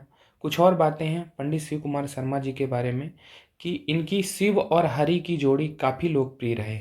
शिव हरि की जोड़ी, शिव का मतलब है पंडित शिव कुमार शर्मा और हरि का मतलब है हरि प्रसाद चौरसिया, जो कि बांसुरी वादक है। हरि प्रसाद चौरसिया कौन है, बांसुरी वादक। तो शिव हरि की जोड़ी। कुछ और बातें हैं जैसे संगीत नाटक अकादमी पुरस्कार मिला है 1986 में शिव कुमार शर्मा जी को, 1986 में संगीत नाटक अकादमी पुरस्कार। पद्मश्री 1991 में, वहीं पद्म विभूषण 2001 में मिला। तो ये बातें ध्यान रखनी। अगर पूछा जाएगा कि पंडित शिव कुमार शर्मा का संबंध किस क्षेत्र से है, तो ये संतूर वादक रहे हैं और हाल ही में चर्चा में ये क्यों रहे हैं, 10 मई को इनका निधन हो गया। अगला नाम कृष्ण कुमार कुन्नत का है। ये के नाम से लोकप्रिय रहे और ये भारतीय प्रसिद्ध पार्श्व गायक प्लेबैक सिंगर रहे हैं। कोलकाता में सार्वजनिक कार्यक्रम में अपनी प्रस्तुति देने के बाद हार्ट अटैक से हृदयघात रुकने से इनकी मृत्यु हो गई। के काफ़ी लोकप्रिय प्लेबैक सिंगर रहे हैं। हिंदी के अतिरिक्त इन्होंने तमिल, तेलुगु, कन्नड़, मलयालम, मराठी, उड़िया, असमी, गुजराती आदि फिल्मों के लिए गीत गाए हैं। तो अगर पूछा जाएगा के बारे में तो हमें ध्यान रखना है कि इनका संबंध किस क्षेत्र से है। ये सिंगर रहे हैं और 31 मई को इनका निधन हो गया। चलते हैं आगे। अगले व्यक्तित्व हैं सुखराम जी। ये पूर्व केंद्रीय मंत्री रहे हैं राजीव गांधी के कार्यकाल में, नरसिम्हा राव सरकार में ये केंद्रीय मंत्री रहे हैं। ये हिमाचल प्रदेश से 3 बार सांसद रहे हैं, 5 बार विधायक रहे हैं। ठीक है। और 11 मई 2022 को 95 वर्ष की आयु में इनका निधन हो गया। ये देश में संचार क्रांति के मसीहा के रूप में लोकप्रिय रहे। नरसिम्हा राव सरकार में ये संचार राज्य मंत्री थे, स्वतंत्र प्रभार। हालांकि सुखराम जी पर भ्रष्टाचार के आरोप भी लगे। वर्ष 1996 में सीबीआई की रेड भी पड़ी। तो अगर पूछा जाएगा सुखराम जी के बारे में तो हमें ध्यान रखना है कि ये पूर्व केंद्रीय मंत्री रहे हैं। अगर पूछा जाएगा कि देश में संचार क्रांति के मसीहा के रूप में लोकप्रिय रहे व्यक्तित्व तो कौन है, तो सुखराम है। नरसिम्हा राव सरकार में ये संचार राज्य मंत्री स्वतंत्र प्रभार है, जैसा कि हमने अभी बात की। अगले व्यक्तित्व हैं रेजीन जिलबरबर्ग। ये सुप्रसिद्ध गायिका रही हैं। ये कई नामों से लोकप्रिय रहे। एक इनका नाम था रेगिन, एक इन्हें कहा जाता था queen of night. Queen of night क्यों कहा जाता था? क्योंकि संगीत के डिस्कोथेक संस्कृति की खोजकर्ता इन्हें माना जाता है। डिस्कोथेक संस्कृति का मतलब है night life venue, night club, जो हम आजकल बोलचाल भाषा में सुनते हैं, यानी रात के समय का जो मनोरंजन स्थल है, डांस फ्लोर, लाइव संगीत के लिए एक मंच उपलब्ध कराता है। तो अगर पूछा जाएगा रेजीन जिलबरबर्ग के बारे में तो हमें ये ध्यान रखना कि ये गायन क्षेत्र से संबंधित हैं। और अगर डिस्कोथेक संस्कृति के बारे में पूछा जाएगा तो ध्यान रखना है डिस्कोथेक संस्कृति की खोजकर्ता माना जाता है रेजीन जिलबरबर्ग को। अगला नाम शेख खलीफा बिन जायद अल नहयान का है। ये यूएई के राष्ट्रपति रहे हैं और 74 वर्ष की उम्र में इनका निधन 13 मई 2022 को हो गया। यूएई के राष्ट्रपति होने के साथ ये अबू धाबी के 16वें शासक भी रहे हैं। मई 2022 करंट अफेयर के अंतर्गत आज हम पुरस्कार और सम्मान जो भी चर्चा में रहे उन्हें पढ़ेंगे। इसमें सबसे पहली बात अंतर्राष्ट्रीय बुकर पुरस्कार इंटरनेशनल बुकर प्राइज 2022 के बारे में है, जो साहित्य के क्षेत्र में दिया जाता है और हाल ही में चर्चा में क्यों रहा है, क्योंकि भारतीय लेखिका गीतांजलि श्री को उनके उपन्यास रेत समाधि टॉम्ब ऑफ सैंड के लिए अंतर्राष्ट्रीय बुकर पुरस्कार दिया गया। तो ये सबसे महत्वपूर्ण बात है, हमारे एग्जाम में जरूर ये पूछा जा सकता है, इसकी प्रबल संभावना है कि गीतांजलि श्री को उनके उपन्यास रेत समाधि टॉम्ब ऑफ सैंड के लिए अंतर्राष्ट्रीय बुकर पुरस्कार 2022 दिया गया। अब ये क्यों खास है? खास होने की वजह है कि यह पहला ही अवसर है जब हिंदी की किसी साहित्यकार को तथा हिंदी भाषा में प्रकाशित किसी उपन्यास के लिए यह पुरस्कार दिया गया, तो इस कारण से ये खास है। अब जैसा कि हमने बात की कि हिंदी में रचित है रेत समाधि और इस उपन्यास का अंग्रेजी अनुवाद किया गया है डेजी रॉकवेल के द्वारा। तो अनुवादक कौन है? Daisy Rockwell. तो ये भी हमें ध्यान रखना है। तो ये बातें महत्वपूर्ण हैं। अब हम अंतर्राष्ट्रीय बुकर पुरस्कार के बारे में कुछ मूलभूत बातें जान लेते हैं। जैसे अंतर्राष्ट्रीय बुकर पुरस्कार है, ये वर्ष 2005 से दिया जा रहा है या इसकी स्थापना 2005 में हुई। यहाँ पर पुरस्कार राशि कितनी है? 50,000 पाउंड। और इस राशि का बंटवारा होता है लेखक और अनुवादक के बीच समान रूप से। एक बात जो और महत्वपूर्ण है कि वर्ष 2015 के बाद यह प्रतिवर्ष दिया जाता है। इससे पहले 2-2 वर्ष के अंतराल में अंतर्राष्ट्रीय बुकर पुरस्कार दिया जाता था। वर्ष 2015 के बाद जैसा कि हमने बात की कि अब ये प्रतिवर्ष दिया जाता है। एक बात और है कि 2015 तक यह पुरस्कार संपूर्ण विश्व में किसी भी भाषा के साहित्यकार को साहित्य के क्षेत्र में उसके समग्र योगदान के लिए दिया जाता था। 2015 के बाद यह पुरस्कार अब किसी भी भाषा में रचित किसी विशिष्ट कृति जिसका अंग्रेजी में अनुवाद हुआ हो उसके लिए दिया जाता है। तो ये बातें ध्यान रखनी है। अंतर्राष्ट्रीय बुकर पुरस्कार के बारे में, इसकी स्थापना कब है? 2005। पुरस्कार राशि कितनी है? 5000 पाउंड। और हमने जैसे कि बात की कि अब ये किसी भी भाषा में रचित किसी विशिष्ट कृति जिसका अंग्रेजी में अनुवाद हुआ हो उसके लिए दिया जाता है। और जो पुरस्कार राशि है उसका बंटवारा होता है लेखक और अनुवादक के बीच। सबसे महत्वपूर्ण बात इसमें यही है कि हम जाने कि भारतीय लेखिका गीतांजलि श्री हैं, उनके उपन्यास रेत समाधि को अंतर्राष्ट्रीय बुकर पुरस्कार 2022 से सम्मानित किया गया है। चलते हैं आगे, अगली बात देखते हैं। अगली बात पुलित्जर पुरस्कार 2022 के बारे में है, जो पत्रकारिता, साहित्य, ड्रामा, संगीत आदि क्षेत्रों में दिया जाता है। इसकी स्थापना कब हुई है? इसकी स्थापना हुई है वर्ष 1917 में, और जोसेफ पुलित्जर के नाम पर यह पुरस्कार दिया जाता रहा है। वर्ष 2022 के पुरस्कारों की घोषणा 9 मई 2022 को अमेरिका के कोलंबिया विश्वविद्यालय द्वारा की गई। यानी 2021 में जो भी परफॉर्मेंस रही उनके आधार पर वर्ष 2022 का ये पुलित्जर पुरस्कार दिया गया है। तो ये कुछ मूलभूत बातें थी। अब जो हमारे एग्जाम में ज़्यादा संभावना है पूछे जाने की, उन्हें हम देख लेते हैं। हालांकि पुलित्जर पुरस्कार पत्रकारिता में जनसेवा, breaking news reporting, investigating reporting, इन सब के लिए दिया जाता रहा है। तो ज़्यादा महत्वपूर्ण बातें जो हैं हमारी एग्ज़ाम में पूछी जा सकती हैं उनको हम यहाँ देखते हैं। तो वर्ष 2022 का जो है फीचर फोटोग्राफी के लिए पुलित्जर पुरस्कार 4 भारतीयों को दिया। ये 4 भारतीय राउटर के लिए काम करते थे और उनका नाम है दानिश सिद्दीकी, जिनको मरणोपरांत मिला, अदनान आबिदी, सना इरशाद मट्टू व अमित दवे। अब इन्हें यह पुरस्कार भारत में कोविड-19 महामारी के दौरान हुई मौतों को सामने लाने हेतु दिया गया है। तो हमें ध्यान रखना है कि अगर पूछा जाएगा कि पुलित्जर पुरस्कार से सम्मानित भारतीय, तो उनमें 4 नाम है, दानिश सिद्दीकी, अदनान आबिदी, सना इरशाद मट्टू और अमित दवे। क्यों दिया गया हमने ये बात कर ली। एक और बात है दानिश सिद्दीकी के बारे में, जैसा कि हमने बात की कि ये इन्हें मरणोपरांत मिला है, तो दानिश सिद्दीकी को दूसरी बार पुलित्जर पुरस्कार से सम्मानित किया गया है। इससे पूर्व इन्हें वर्ष 2018 में भी मिला था, जब इन्होंने रोहिंग्या समस्या को कवर किया था, और उस समय भी इन्हें फीचर फोटोग्राफी के लिए पुलित्जर सम्मान से सम्मानित किया गया था। दानिश सिद्दीकी की मृत्यु जुलाई 2021 में अफगान व तालिबानी सेना के बीच संघर्ष कवर करने के दौरान हो गई थी। तो हमें ये ध्यान रखना है। महत्वपूर्ण बात यही है, भारतीयों के बारे में जाने। अगर हम इसमें कुछ और बातें जाने तो जन सेवा के लिए जो पुलित्जर पुरस्कार है वो वाशिंगटन पोस्ट को दिया गया है। इसने 6 जनवरी 2021 के अमेरिका के कैपिटल हिल पर हमले की रिपोर्टिंग की थी, और उसी के लिए वाशिंगटन पोस्ट को जन सेवा के लिए पुलित्जर पुरस्कार दिया गया है। लेकिन ज़्यादा महत्वपूर्ण तो यही है कि भारत से संबंधित जो भी करंट अफेयर है पहले हम उसे कवर करने की कोशिश करें।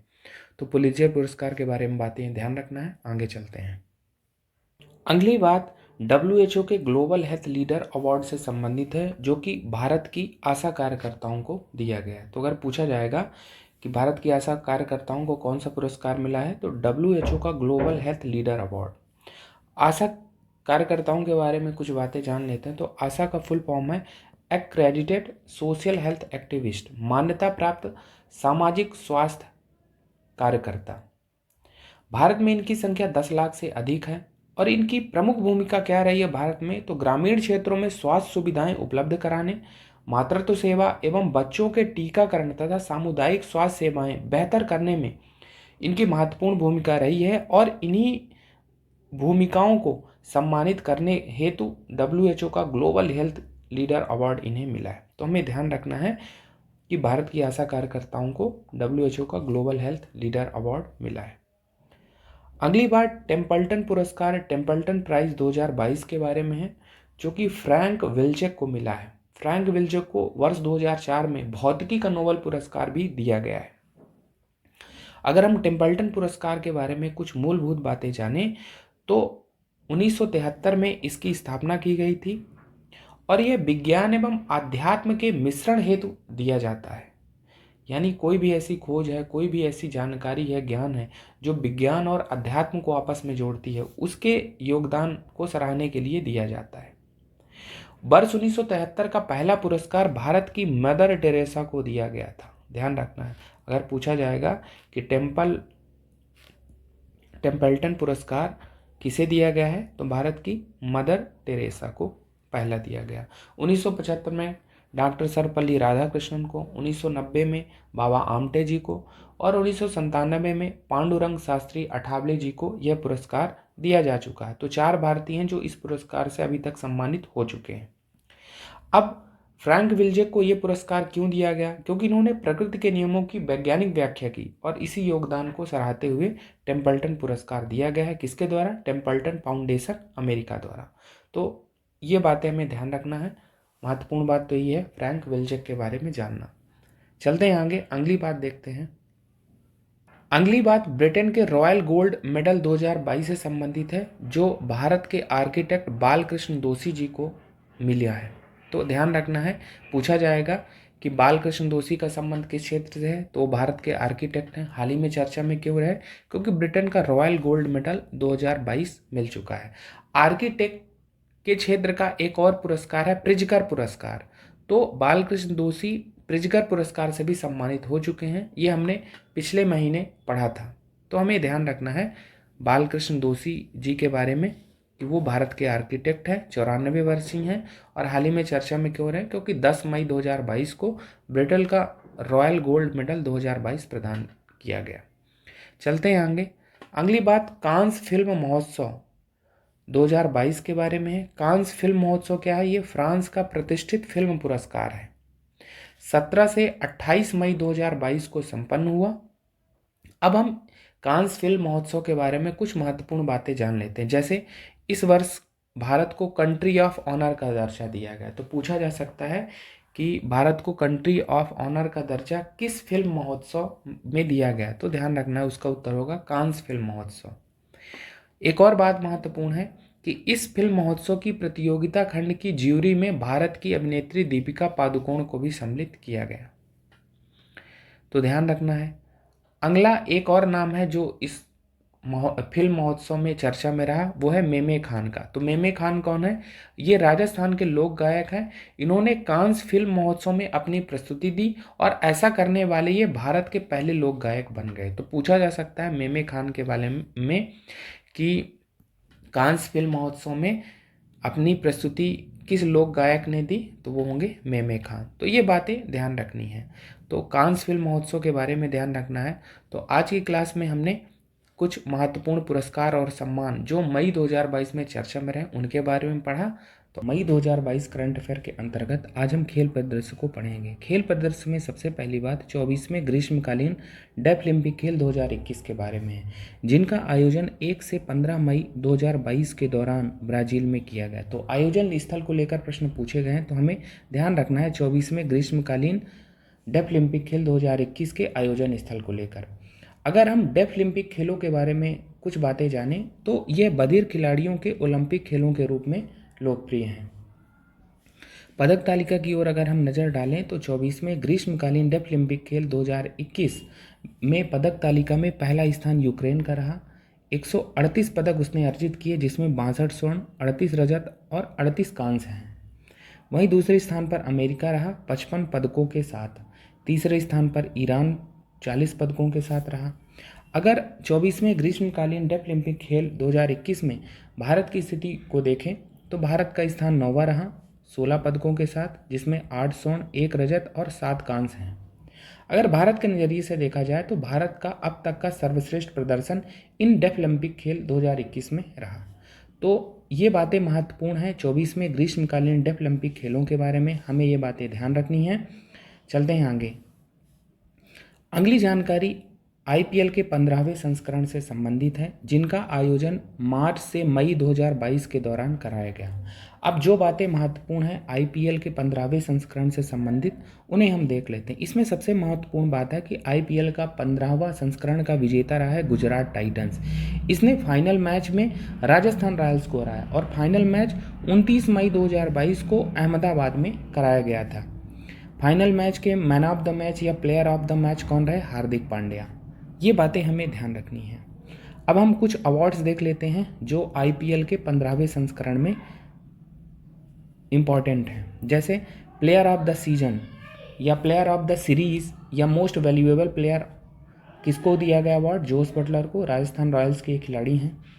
वहीं टूर्नामेंट में सर्वाधिक रन बनाने वाले खिलाड़ी को ऑरेंज कैप दिया जाता है और ये ऑरेंज कैप दिया गया है जोस बटलर को, ये राजस्थान रॉयल्स के खिलाड़ी हैं। वहीं टूर्नामेंट में सर्वाधिक विकेट लेने वाले खिलाड़ी को पर्पल कैप दिया जाता है, तो ये पुरस्कार मिला है राजस्थान रॉयल्स के युजवेंद्र चहल को। युजवेंद्र चहल ने कोलकाता नाइट राइडर्स के खिलाफ हैट्रिक विकेट लिया है, ये भी बात हमें ध्यान रखना है। Emerging player of the season का अवार्ड मिला है उमरान मलिक को, ये सनराइजर्स हैदराबाद के खिलाड़ी हैं। तो ये बातें महत्वपूर्ण हैं। कुछ और भी बातें हैं जो आईपीएल के 15वें संस्करण में चर्चा में रहीं। जैसे इस बार 10 टीमों ने हिस्सा लिया। 10 टीमों में 2 नई टीमें थी, एक तो गुजरात टाइटंस और दूसरी थी लखनऊ सुपर जायंट्स। कुल मिलाकर 74 मैच इस संस्करण में खेले गए। अगर पूछा जाएगा कि टाइटल प्रायोजक कंपनी आईपीएल के 15वें संस्करण में कौन सी थी, तो वो है टाटा समूह। तो ये बातें और हैं जो हमें ध्यान रखनी है। सबसे महत्वपूर्ण बात यही है कि आईपीएल के 15वें संस्करण का विजेता गुजरात टाइटंस रहा है और ये पहली बार आईपीएल में शामिल हुई टीम है और पहली बार ही इसने आईपीएल को जीता है। तो ये बातें ध्यान रखनी है। चलते हैं आगे। अगली बात वुमेन्स टी20 चैलेंज 2022 के बारे में है। यह वुमेन्स टी20 चैलेंज का चौथा संस्करण था जिसका आयोजन मई 2022 में किया गया और इसके सभी मैच पुणे महाराष्ट्र में खेले गए।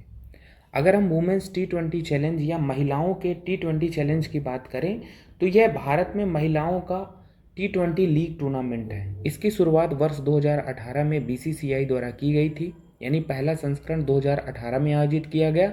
इस प्रकार से 2022 का जो संस्करण है ये चौथा संस्करण है। इसमें 3 टीमें हैं। 3 टीमों में पहली टीम है सुपरनोवास, दूसरी है वेलोसिटी और तीसरी है ट्रेल ब्लेजर्स। सुपरनोवास की कप्तान है हरमनप्रीत कौर, वेलोसिटी की कप्तान है दीप्ति शर्मा और ट्रेल ब्लेजर्स की कप्तान है स्मृति मंधाना। अब जो इस बार के संस्करण की महत्वपूर्ण बात रही है उसे देख लेते हैं। जैसा कि हमने बताया कि इसके सभी मैच मई 2022 में पुणे में आयोजित हुए और चौथे संस्करण की विजेता रही है सुपरनोवास। फाइनल मैच में इसने वेलोसिटी टीम को हराया। तो सुपरनोवास ने तीसरी बार ये टी20 चैलेंज जीता है। वर्ष 2020 में ट्रेल ब्लेजर्स ने एक बार इस संस्करण को जीता है। तो ध्यान रखना है कि सुपरनोवास तीसरी बार इस टी20 चैलेंज की विजेता बनी है। एक और बात महत्वपूर्ण है टूर्नामेंट की सर्वश्रेष्ठ खिलाड़ी के बारे में। ये डियांड्रा डॉटिन है, सुपरनोवास टीम के लिए खेलती हैं, वेस्ट इंडीज के खिलाड़ी हैं। तो ध्यान रखना अगर पूछा जाएगा कि टूर्नामेंट की सर्वश्रेष्ठ खिलाड़ी तो डियांड्रा डॉटिन। और किसने जीता है वुमेन्स टी20 चैलेंज 2022 का चौथा संस्करण? सुपरनोवास ने। चलते हैं आगे, अगली बात देखते हैं।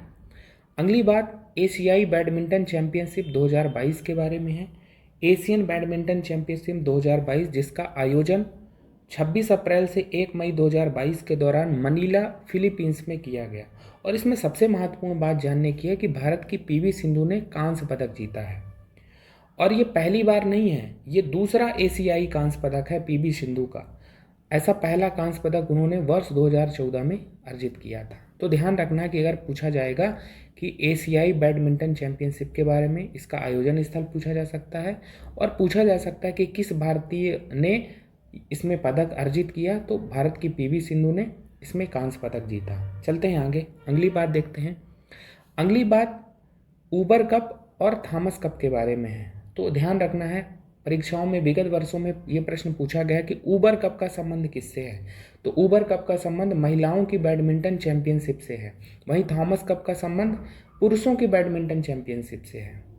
अब हम देखते हैं इस बार ये ऊबर कप और थॉमस कप क्यों चर्चा में रहे हैं। तो 29वां ऊबर कप 2022 का आयोजन कब हुआ? 8 से 15 मई 2022 के दौरान थाईलैंड में हुआ और 29वां ऊबर कप का विजेता है दक्षिण कोरिया। इसमें सबसे महत्वपूर्ण बात यह है कि इसका विजेता दक्षिण कोरिया रहा है और इसने 15 बार के विजेता चीन को फाइनल मैच में हराया और दूसरी बार इस खिताब पर कब्जा किया है। तो ध्यान रखना है कि 29वें ऊबर कप 2022 का विजेता कौन है? दक्षिण कोरिया। कुछ और बातें महत्वपूर्ण हैं जो भारत के संदर्भ में हैं कि भारतीय टीम की क्या स्थिति रही 29वें ऊबर कप में। तो भारतीय टीम का नेतृत्व कर रही थी पीवी सिंधु, और पीवी सिंधु के नेतृत्व वाली भारतीय टीम सेमीफाइनल में नहीं पहुंच सकी। तो ध्यान रखना है कि भारत ने कोई पदक अर्जित नहीं किया है। महत्वपूर्ण बात है कि 29वें ऊबर कप का विजेता कौन है? दक्षिण कोरिया। और किसको हराया इसने? 15 बार के विजेता चीन को। अब हम थॉमस कप के बारे में जान लेते हैं। जैसा कि हमने थॉमस कप के बारे में जाना कि ये पुरुषों की बैडमिंटन चैंपियनशिप है और 32वां थॉमस कप 2022 का आयोजन मई 2022 में थाईलैंड में कराया गया। और इसमें सबसे महत्वपूर्ण बात यह है कि 32वें थॉमस कप 2022 का विजेता कौन रहा है? भारत। और इसने 14 बार के विजेता इंडोनेशिया को फाइनल मैच में हराया और इस प्रकार से थॉमस कप का पहली बार विजेता बना है भारत। तो ये बात महत्वपूर्ण हो जाती क्योंकि पहली बार ही भारत ने इसको जीता है। तो ये बात हमें ध्यान रखनी है कि 32वें थॉमस कप 2022 का विजेता कौन है? भारत। तो ये बात ध्यान रखनी है। चलते हैं आगे। अगली बात यूएफए चैंपियंस लीग 2021-22 के 67वें सेशन से संबंधित है। अब यूएफए चैंपियंस लीग है क्या? ये यूरोप का सर्वाधिक प्रतिष्ठित फुटबॉल क्लब टूर्नामेंट है। ये बात ध्यान रखनी है। और इसका 67वां सेशन आयोजित किया गया है। कब से कब तक? 28 मई को फाइनल मैच खेला गया। कहाँ खेला गया? पेरिस के स्टाड डी फ्रांस स्टेडियम में। और इसका विजेता रहा है स्पेन का रियल मैड्रिड। पूछा जाएगा कि यूएफए चैंपियंस लीग 2021-22 का विजेता कौन है? तो रियल मैड्रिड स्पेन का फुटबॉल क्लब है। इसने इंग्लिश फुटबॉल क्लब लिवरपूल को फाइनल मैच में हराया। जैसा कि हमने बात की कि फाइनल मैच कहाँ हुआ है? पेरिस के स्टाड डी फ्रांस स्टेडियम में। तो ये बात महत्वपूर्ण है, ध्यान रखना है अगर पूछा जाएगा यूएफए चैंपियंस लीग 2021-22 के बारे में। चलते हैं आगे। अगली बात देखते हैं। अगली बात पुरुषों की 75वीं सीनियर राष्ट्रीय फुटबॉल चैंपियनशिप 2021-22 के बारे में। इसे संतोष ट्रॉफी भी कहा जाता है, ठीक है। और इसका फाइनल मैच खेला गया 2 मई को केरला में और इसका विजेता रहा है केरला। इसने पश्चिम बंगाल को हराया और इस प्रकार से केरल ने 7वीं बार संतोष ट्रॉफी का खिताब जीता है। तो अगर पूछा जाएगा हमारी एग्जाम में कि पुरुषों की 75वीं सीनियर राष्ट्रीय फुटबॉल चैंपियनशिप 2021-22 का विजेता कौन रहा? तो केरल। विगत वर्षों में ये भी प्रश्न पूछे गए हैं कि संतोष ट्रॉफी का संबंध किस खेल से है? तो फुटबॉल से है। विजेता कौन रहा है? ठीक है, तो ये चीज़ें पूछी जाएंगी, ध्यान रखना है। चलते हैं अगली बात देखते हैं। अगली बात महिलाओं की 12वीं सीनियर राष्ट्रीय हॉकी चैंपियनशिप 2022 के बारे में है। अब इसमें सबसे महत्वपूर्ण बात है हमारे एमपीपीएससी प्रारंभिक परीक्षा की दृष्टि से कि इसका आयोजन स्थल भोपाल मध्य प्रदेश है, ठीक है। 6 से 17 मई 2022 के दौरान इसका आयोजन किया गया और इसका विजेता रहा है उड़ीसा। इसने कर्नाटक को हराया। तो ध्यान रखना है महिलाओं की 12वीं सीनियर राष्ट्रीय हॉकी चैंपियनशिप के बारे में। आयोजन स्थल क्या है? विजेता कौन रखा है? चलते हैं आगे। अगली बात देखते हैं। अगली बात 11वें Hero Asia cup hockey tournament 2022 के बारे में है, जिसका आयोजन 23 मई से 1 जून 2022 के दौरान इंडोनेशिया के जकार्ता में किया गया और इसका विजेता कौन रहा है? दक्षिण कोरिया। फाइनल मैच में इसने मलेशिया को हराया। तो ये बात ध्यान रखनी है अगर पूछा जाएगा कि एशिया कप हॉकी टूर्नामेंट 2022 का विजेता कौन है? तो दक्षिण कोरिया। इसने मलेशिया को हराया। आयोजन स्थल को लेकर प्रश्न पूछे जाएंगे कि 11वें हीरो एशिया हॉकी टूर्नामेंट का आयोजन स्थल क्या है? तो जकार्ता। जैसे कि हमने बात की मई जून 2022 के दौरान इंडोनेशिया के जकार्ता में ये खेल आयोजित किए गए। अब अगर हम भारत की स्थिति को देखें कि 11वें एशिया कप हॉकी टूर्नामेंट में भारत की क्या स्थिति रही, तो भारत ने तीसरा स्थान अर्जित किया और भारत ने जापान को हराकर कांस्य पदक जीता। तो ध्यान रखना कि भारत ने 11वें एशिया कप हॉकी टूर्नामेंट 2022 में कांस्य पदक अर्जित किया है। कुछ और बातें जानें तो जो 2017 में एशिया कप हॉकी टूर्नामेंट हुआ था, ठीक है, ढाका बांग्लादेश में, तो उसका विजेता भारत रहा है। भारत ने 11 संस्करणों में 10 पदक अर्जित किए हैं, तो इसलिए भारत की उपलब्धि यहाँ महत्वपूर्ण है, ठीक है। भारत ने 2003, 2007 व 2017 में पहला स्थान अर्जित किया। वहीं 11 संस्करणों में 5 बार उप विजेता रहा है। 1982, 1985, 1989, 1994 और 2013 में। वहीं 2 बार कांस्य पदक जीता है, यानी तीसरे स्थान पर रहा है। एक तो हो गया 1999 और इस बार 2022 में। तो ये बातें महत्वपूर्ण हैं 11वें एशिया कप हॉकी टूर्नामेंट के बारे में, हमें ये बातें ध्यान रखनी है। अगर पूछा जाएगा भारत की स्थिति को लेकर प्रश्न तो या पहले स्थान पर कौन रहा या किसने पहला स्थान अर्जित किया, तो ये बातें ध्यान रखनी है। चलते हैं आगे, अगली बात देखते हैं। अगली बात महिलाओं की 12वीं विश्व मुक्केबाजी चैंपियनशिप 2022 के बारे में है। वुमेन्स वर्ल्ड बॉक्सिंग चैंपियनशिप 2022 के बारे में है, जिसका आयोजन 8 से 20 मई 2022 के दौरान इस्तांबुल टर्की में किया गया। तो पूछा जा सकता है कि 12वीं विश्व मुक्केबाजी चैंपियनशिप कहाँ आयोजित की गई महिलाओं की, तो हमें ध्यान रखना है कि इस्तांबुल टर्की में की गई। अगर हम पदक तालिका की ओर नज़र डालें तो पहला स्थान टर्की का रहा है। टर्की ने 7 पदक अर्जित किए, जिसमें 5 स्वर्ण और 2 कांस्य हैं। वहीं दूसरे स्थान पर आयरलैंड रहा 2 पदकों के साथ, इसने 2 स्वर्ण पदक अर्जित किए। तीसरे स्थान पर कनाडा रहा 2 पदकों के साथ, 1 स्वर्ण और 1 रजत। वहीं भारत चौथे स्थान पर रहा, भारत ने 3 पदक अर्जित किए, जिसमें 1 स्वर्ण है और 2 कांस्य हैं। तो ध्यान रखना है।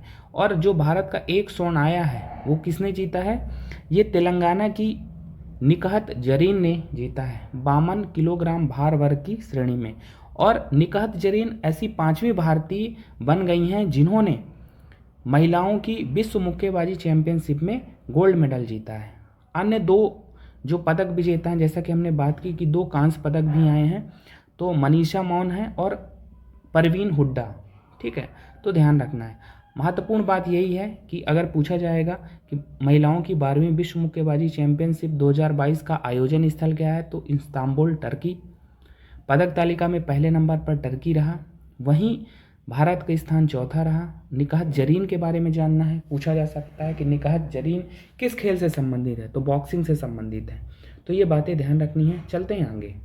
अगली बात वर्ष 2021-22 में विश्व में सर्वाधिक कमाई करने वाले खिलाड़ियों से संबंधित है। हाईएस्ट पेड एथलीट्स 2021-22 के दौरान यानी 12 माह में कुल कमाई के मामले में खिलाड़ियों की क्या श्रेणी रही है, ये फोर्ब्स की रिपोर्ट के अनुसार ये आकलन है।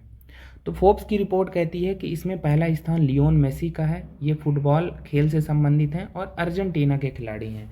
12 माह में इनकी कुल कमाई फोर्ब्स द्वारा आंकलित की गई है $130 मिलियन। तो पूछा जाएगा कि फोर्ब्स के अनुसार 2021-22 के दौरान विश्व के सर्वाधिक कमाई करने वाले खिलाड़ियों में पहला स्थान किसका है, लियोन मेसी का। दूसरे स्थान पर हैं बास्केटबॉल, अमेरिका के बास्केटबॉल खिलाड़ी लेब्रॉन जेम्स, और इनकी कमाई कितनी रही है पिछले 12 माह में, $121.2 मिलियन। तीसरे स्थान पर क्रिस्टियानो रोनाल्डो हैं, पुर्तगाल के फुटबॉल खिलाड़ी हैं ये, और इनकी कमाई रही है 2021-22 के दौरान $115 मिलियन। तो अगर पूछा जाएगा तो ये बातें ध्यान रखनी है कि फोर्ब्स के अनुसार विश्व के सर्वाधिक कमाई करने वाले खिलाड़ियों में वर्ष 2021-22 के दौरान पहला स्थान है लियोन मेसी, जो कि अर्जेंटीना के फुटबॉल खिलाड़ी हैं। चलते हैं आगे, अगली बात देखते हैं। अगली बात कार्लोस अल्कराज के बारे में है। हाल ही में ये 19 वर्षीय टेनिस खिलाड़ी चर्चा में रहे। क्यों? क्योंकि इन्होंने मैड्रिड स्पेन में आयोजित पुरुषों के मैड्रिड ओपन टेनिस टूर्नामेंट का एकल खिताब जीता है। मैड्रिड ओपन टेनिस टूर्नामेंट 2022 जो कि मैड्रिड स्पेन में आयोजित किया गया था। अब इनका ये खिताब क्यों महत्वपूर्ण है? क्योंकि क्वार्टर फाइनल में इन्होंने राफेल नडाल को हराया, सेमीफाइनल में इन्होंने नोवाक जोकोविच को हराया, वहीं फाइनल मैच में इन्होंने अलेक्जेंडर ज्वेरेव को हराया और यह खिताब अर्जित किया।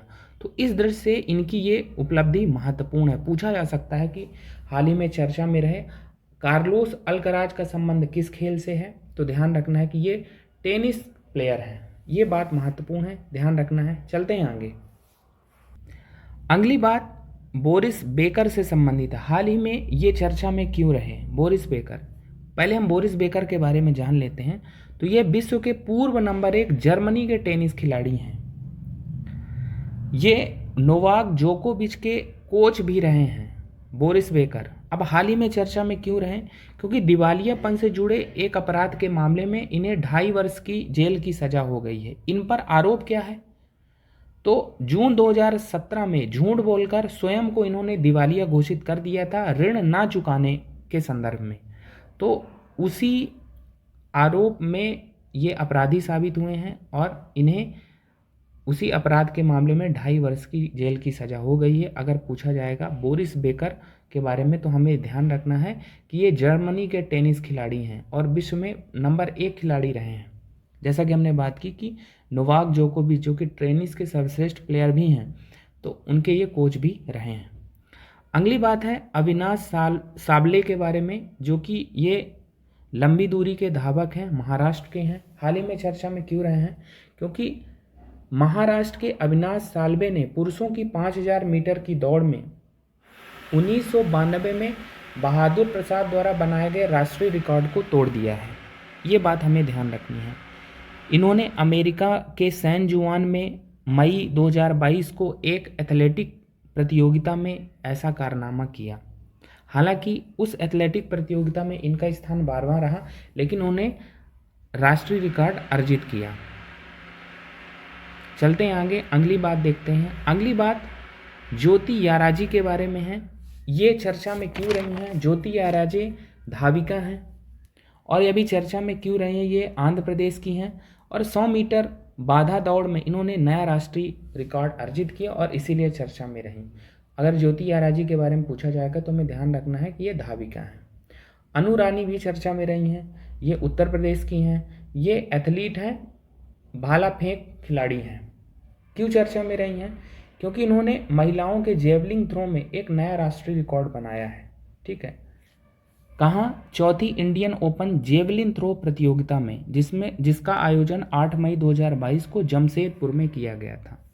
तो बात महत्वपूर्ण ये है कि ये खिलाड़ी चर्चा में रहे हैं, किस खेल से संबंधित हैं? तो अनु रानी का संबंध जेवलिन थ्रो से है। ज्योति याराजी का संबंध एथलीट हैं, ये धाविका हैं। ठीक है, अविनाश साबले भी धावक हैं, तो यानी दौड़ से इनका संबंध है। तो ये बातें ध्यान रखनी है। चलते हैं आगे।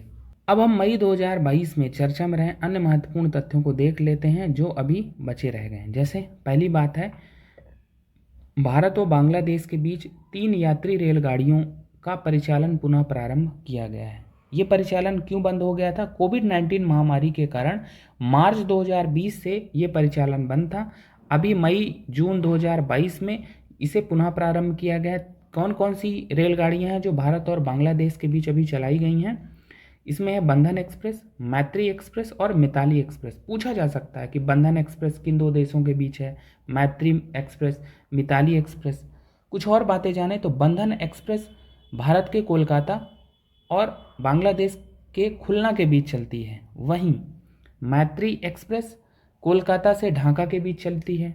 मिताली एक्सप्रेस न्यू जलपाईगुड़ी से ढाका के बीच चलती है। महत्वपूर्ण बात यही है, इन तीनों ट्रेनों के बारे में जानना। चर्चा में क्यों रही हैं? क्योंकि हाल ही में इनका परिचालन पुनः प्रारंभ किया गया। नाम है बंधन एक्सप्रेस, मैत्री एक्सप्रेस, मिताली एक्सप्रेस, भारत और बांग्लादेश के बीच। चलते हैं आगे, अगली बात देखते हैं। अगली बात आसानी चक्रवाती तूफान से संबंधित है जो मई 2022 में बंगाल की खाड़ी में आया। तो पूछा जाएगा कि आसानी क्या है या आसानी चक्रवात कहाँ आया? तो बंगाल की खाड़ी में आया और इसने आंध्र प्रदेश, उड़ीसा, पश्चिम बंगाल में सर्वाधिक तबाही मचाई। तो ध्यान रखना है आसानी के बारे में कि यह एक चक्रवाती तूफान है, मई 2022 में बंगाल की खाड़ी में आया। कुछ व्यक्तित्व चर्चा में रहे हैं, जैसे प्रियंका मोहिते। प्रियंका मोहिते क्यों चर्चा में रहे? ये भारत की महिला पर्वतारोही हैं, 30 वर्षीय हैं और मई 2022 में इन्होंने कंचनजंगा को फतह किया और इसीलिए चर्चा में रहीं। 5 मई 2022 को सिक्किम स्थित कंचनजंगा, जो कि विश्व की तीसरी सबसे बड़ी ऊंची चोटी है और इसकी हाइट कितनी है? 8586 मीटर कंचनजंगा की हाइट, और इसी को इन्होंने फतह किया है। 2013 में प्रियंका मोहिते ने माउंट एवरेस्ट की भी फतह की थी। माउंट एवरेस्ट की हाइट कितनी है? 8849 मीटर, ध्यान रखना है। तो अगर पूछा जाएगा प्रियंका मोहिते का संबंध किस क्षेत्र से है, तो ये पर्वतारोही हैं। कहाँ की हैं? भारत की हैं। 2 और बातें पर्वतारोहियों से संबंधित हैं। एक है शेरपा कामीरीता, ये नेपाल के पर्वतारोही हैं, 52 वर्षीय हैं। हाल ही में चर्चा में क्यों रहे? क्योंकि उन्होंने मई 2022 में 26वीं बार माउंट एवरेस्ट पर चढ़ा और विश्व में सर्वाधिक सफल आरोहण का रिकॉर्ड बनाया। सर्वाधिक बार माउंट एवरेस्ट पर सफल आरोहण का रिकॉर्ड बनाए। तो पूछा जाएगा शेरपा कामी रीता के बारे में, तो ध्यान रखना है नेपाल से संबंधित हैं। क्यों चर्चा में रहे? क्योंकि उन्होंने 26वीं बार माउंट एवरेस्ट का सफल आरोहण किया है। वहीं महिलाओं में अगर बात करें तो लक्फा शेरपा जो कि नेपाल की 48 वर्षीय महिला हैं, इन्होंने 10वीं बार माउंट एवरेस्ट पर सफल आरोहण किया है और महिलाओं के संबंध में ये भी सर्वाधिक बार आरोहण करने वाली महिला हैं। तो पूछा जाएगा अगर कि लक्फा शेरपा के बारे में, तो ध्यान रखना कि नेपाल की 48 वर्षीय महिला पर्वतारोही हैं। चलते हैं आगे, अगली बात देखते हैं। अगली बात हेडगेहाग 22 के बारे में है। अगर पूछा जाएगा हेडगेहाग 22 ये क्या है, तो ये एक संयुक्त सैन्य अभ्यास है जो एस्टोनिया के नेतृत्व में 11 राष्ट्रों के साथ संपन्न कराया गया, जिसमें America, France, Britain, Latvia, Finland, Sweden आदि देशों ने भाग लिया। तो पूछा जाएगा कि हेडगेहाग 22 तो ये ज्वाइंट मिलिट्री एक्सरसाइज थी, एस्टोनिया के नेतृत्व में संपन्न कराई गई और 11 राष्ट्रों ने इसमें भाग लिया। चलते हैं आगे, अगली बात देखते हैं। अगली बात चीन के स्पेस टेलीस्कोप से संबंधित है, जो है सुनतियान। हाल ही में अगर पूछा जाएगा कि हाल ही में चर्चा में रहा सुनतियान क्या है, तो वह है चीन का स्पेस टेलीस्कोप। अब चीन द्वारा घोषणा की गई है कि दिसंबर 2023 में इसे अंतरिक्ष में स्थापित कर दिया जाएगा। अब अगर इसकी क्षमताओं की बात की जाए सुनतियान की, तो हब्बल टेलीस्कोप जिसका विकास नासा और यूरोपियन स्पेस एजेंसी द्वारा किया गया है, तो हब्बल टेलीस्कोप जैसी क्षमताओं वाला इसे कहा जा रहा है सुनतियान टेलीस्कोप को। तो ध्यान रखना है चीन के स्पेस टेलीस्कोप के बारे में, जो कि है सुनतियान। चलते हैं आगे, अगली बात देखते हैं। अगली बात वेनेजुएला के व्यक्तित्व जुआन विसेंट मोरा के बारे में है। हाल ही में ये चर्चा में क्यों रहे? क्योंकि गिनीज वर्ल्ड रिकॉर्ड्स द्वारा 17 मई 2022 को जुआन विसेंट मोरा, जो कि वेनेजुएला के व्यक्तित्व हैं, इनको सर्वाधिक आयु का व्यक्ति घोषित किया गया है। किसके द्वारा? गिनीज वर्ल्ड रिकॉर्ड्स द्वारा सर्वाधिक आयु 113 वर्ष का घोषित किया गया है। किसको? जुआन विसेंट मोरा को। तो अगर पूछा जाएगा तो हमें ध्यान रखना है कि जुआन विसेंट मोरा वेनेजुएला के हैं और हाल ही में चर्चा में क्यों रहे? क्योंकि गिनीज वर्ल्ड रिकॉर्ड्स द्वारा सर्वाधिक आयु का व्यक्ति ने घोषित किया गया। जुआन विसेंट मोरा का जन्म हुआ है 27 मई 1909 को वेनेजुएला में और ये सर्वाधिक आयु के व्यक्ति हैं, ऐसा गिनीज वर्ल्ड रिकॉर्ड्स द्वारा घोषित किया गया है। चलते हैं आगे, अगली बात देखते हैं। अगली बात प्रसिद्ध अमेरिकी अभिनेत्री मर्लिन मुनरो की पेंटिंग से संबंधित है और इस पेंटिंग का नाम है शॉर्ट सेज ब्लू मर्लिन और इसका निर्माण किया है चित्रकार एंडी वारहोल ने 1964 में। हाल ही में चर्चा में ये क्यों रही है? क्योंकि 20वीं सदी की और अमेरिका की सबसे महंगी बिकने वाली पेंटिंग के रूप में अभी ये चर्चा में रही। ये 195 मिलियन डॉलर में बिकी और इसीलिए चर्चा में रही। तो अगर पूछा जाएगा शॉर्ट सेज ब्लू मर्लिन के बारे में, तो ये क्या है? प्रसिद्ध अमेरिकी अभिनेत्री मर्लिन मुनरो की ये पेंटिंग है। इसका निर्माण किसने किया है? एंडी वारहोल 1964 में। क्यों चर्चा में रही? ध्यान रखना है, सबसे महंगी बिकने वाली पेंटिंग है। चलते हैं आगे, अगली बात देखते हैं। अगली बात राखी गढ़ी से संबंधित है। राखी गढ़ी हाल ही में चर्चा में क्यों रहा है, इसके बारे में जानेंगे। राखी गढ़ी क्या है, इसके बारे में जानेंगे। तो राखी गढ़ी हरियाणा के हिसार जिले में स्थित सिंधु घाटी सभ्यता का प्रसिद्ध या लोकप्रिय स्थल है। यह भारतीय उपमहाद्वीप का सबसे बड़ा हड़प्पा स्थल भी है और हाल ही में चर्चा में क्यों रहा है? क्योंकि हाल ही में 5000 वर्ष पूर्व के आभूषण फैक्ट्री के अवशेष यहाँ प्राप्त हुए हैं। इसके साथ ही घरों के अवशेष, बर्तन, रॉयल सील आदि भी यहाँ पर प्राप्त हुए हैं भारतीय पुरातत्व सर्वेक्षण के अनुसार। तो ये बातें ध्यान रखनी है अगर राखी गढ़ी के बारे में पूछा जाएगा।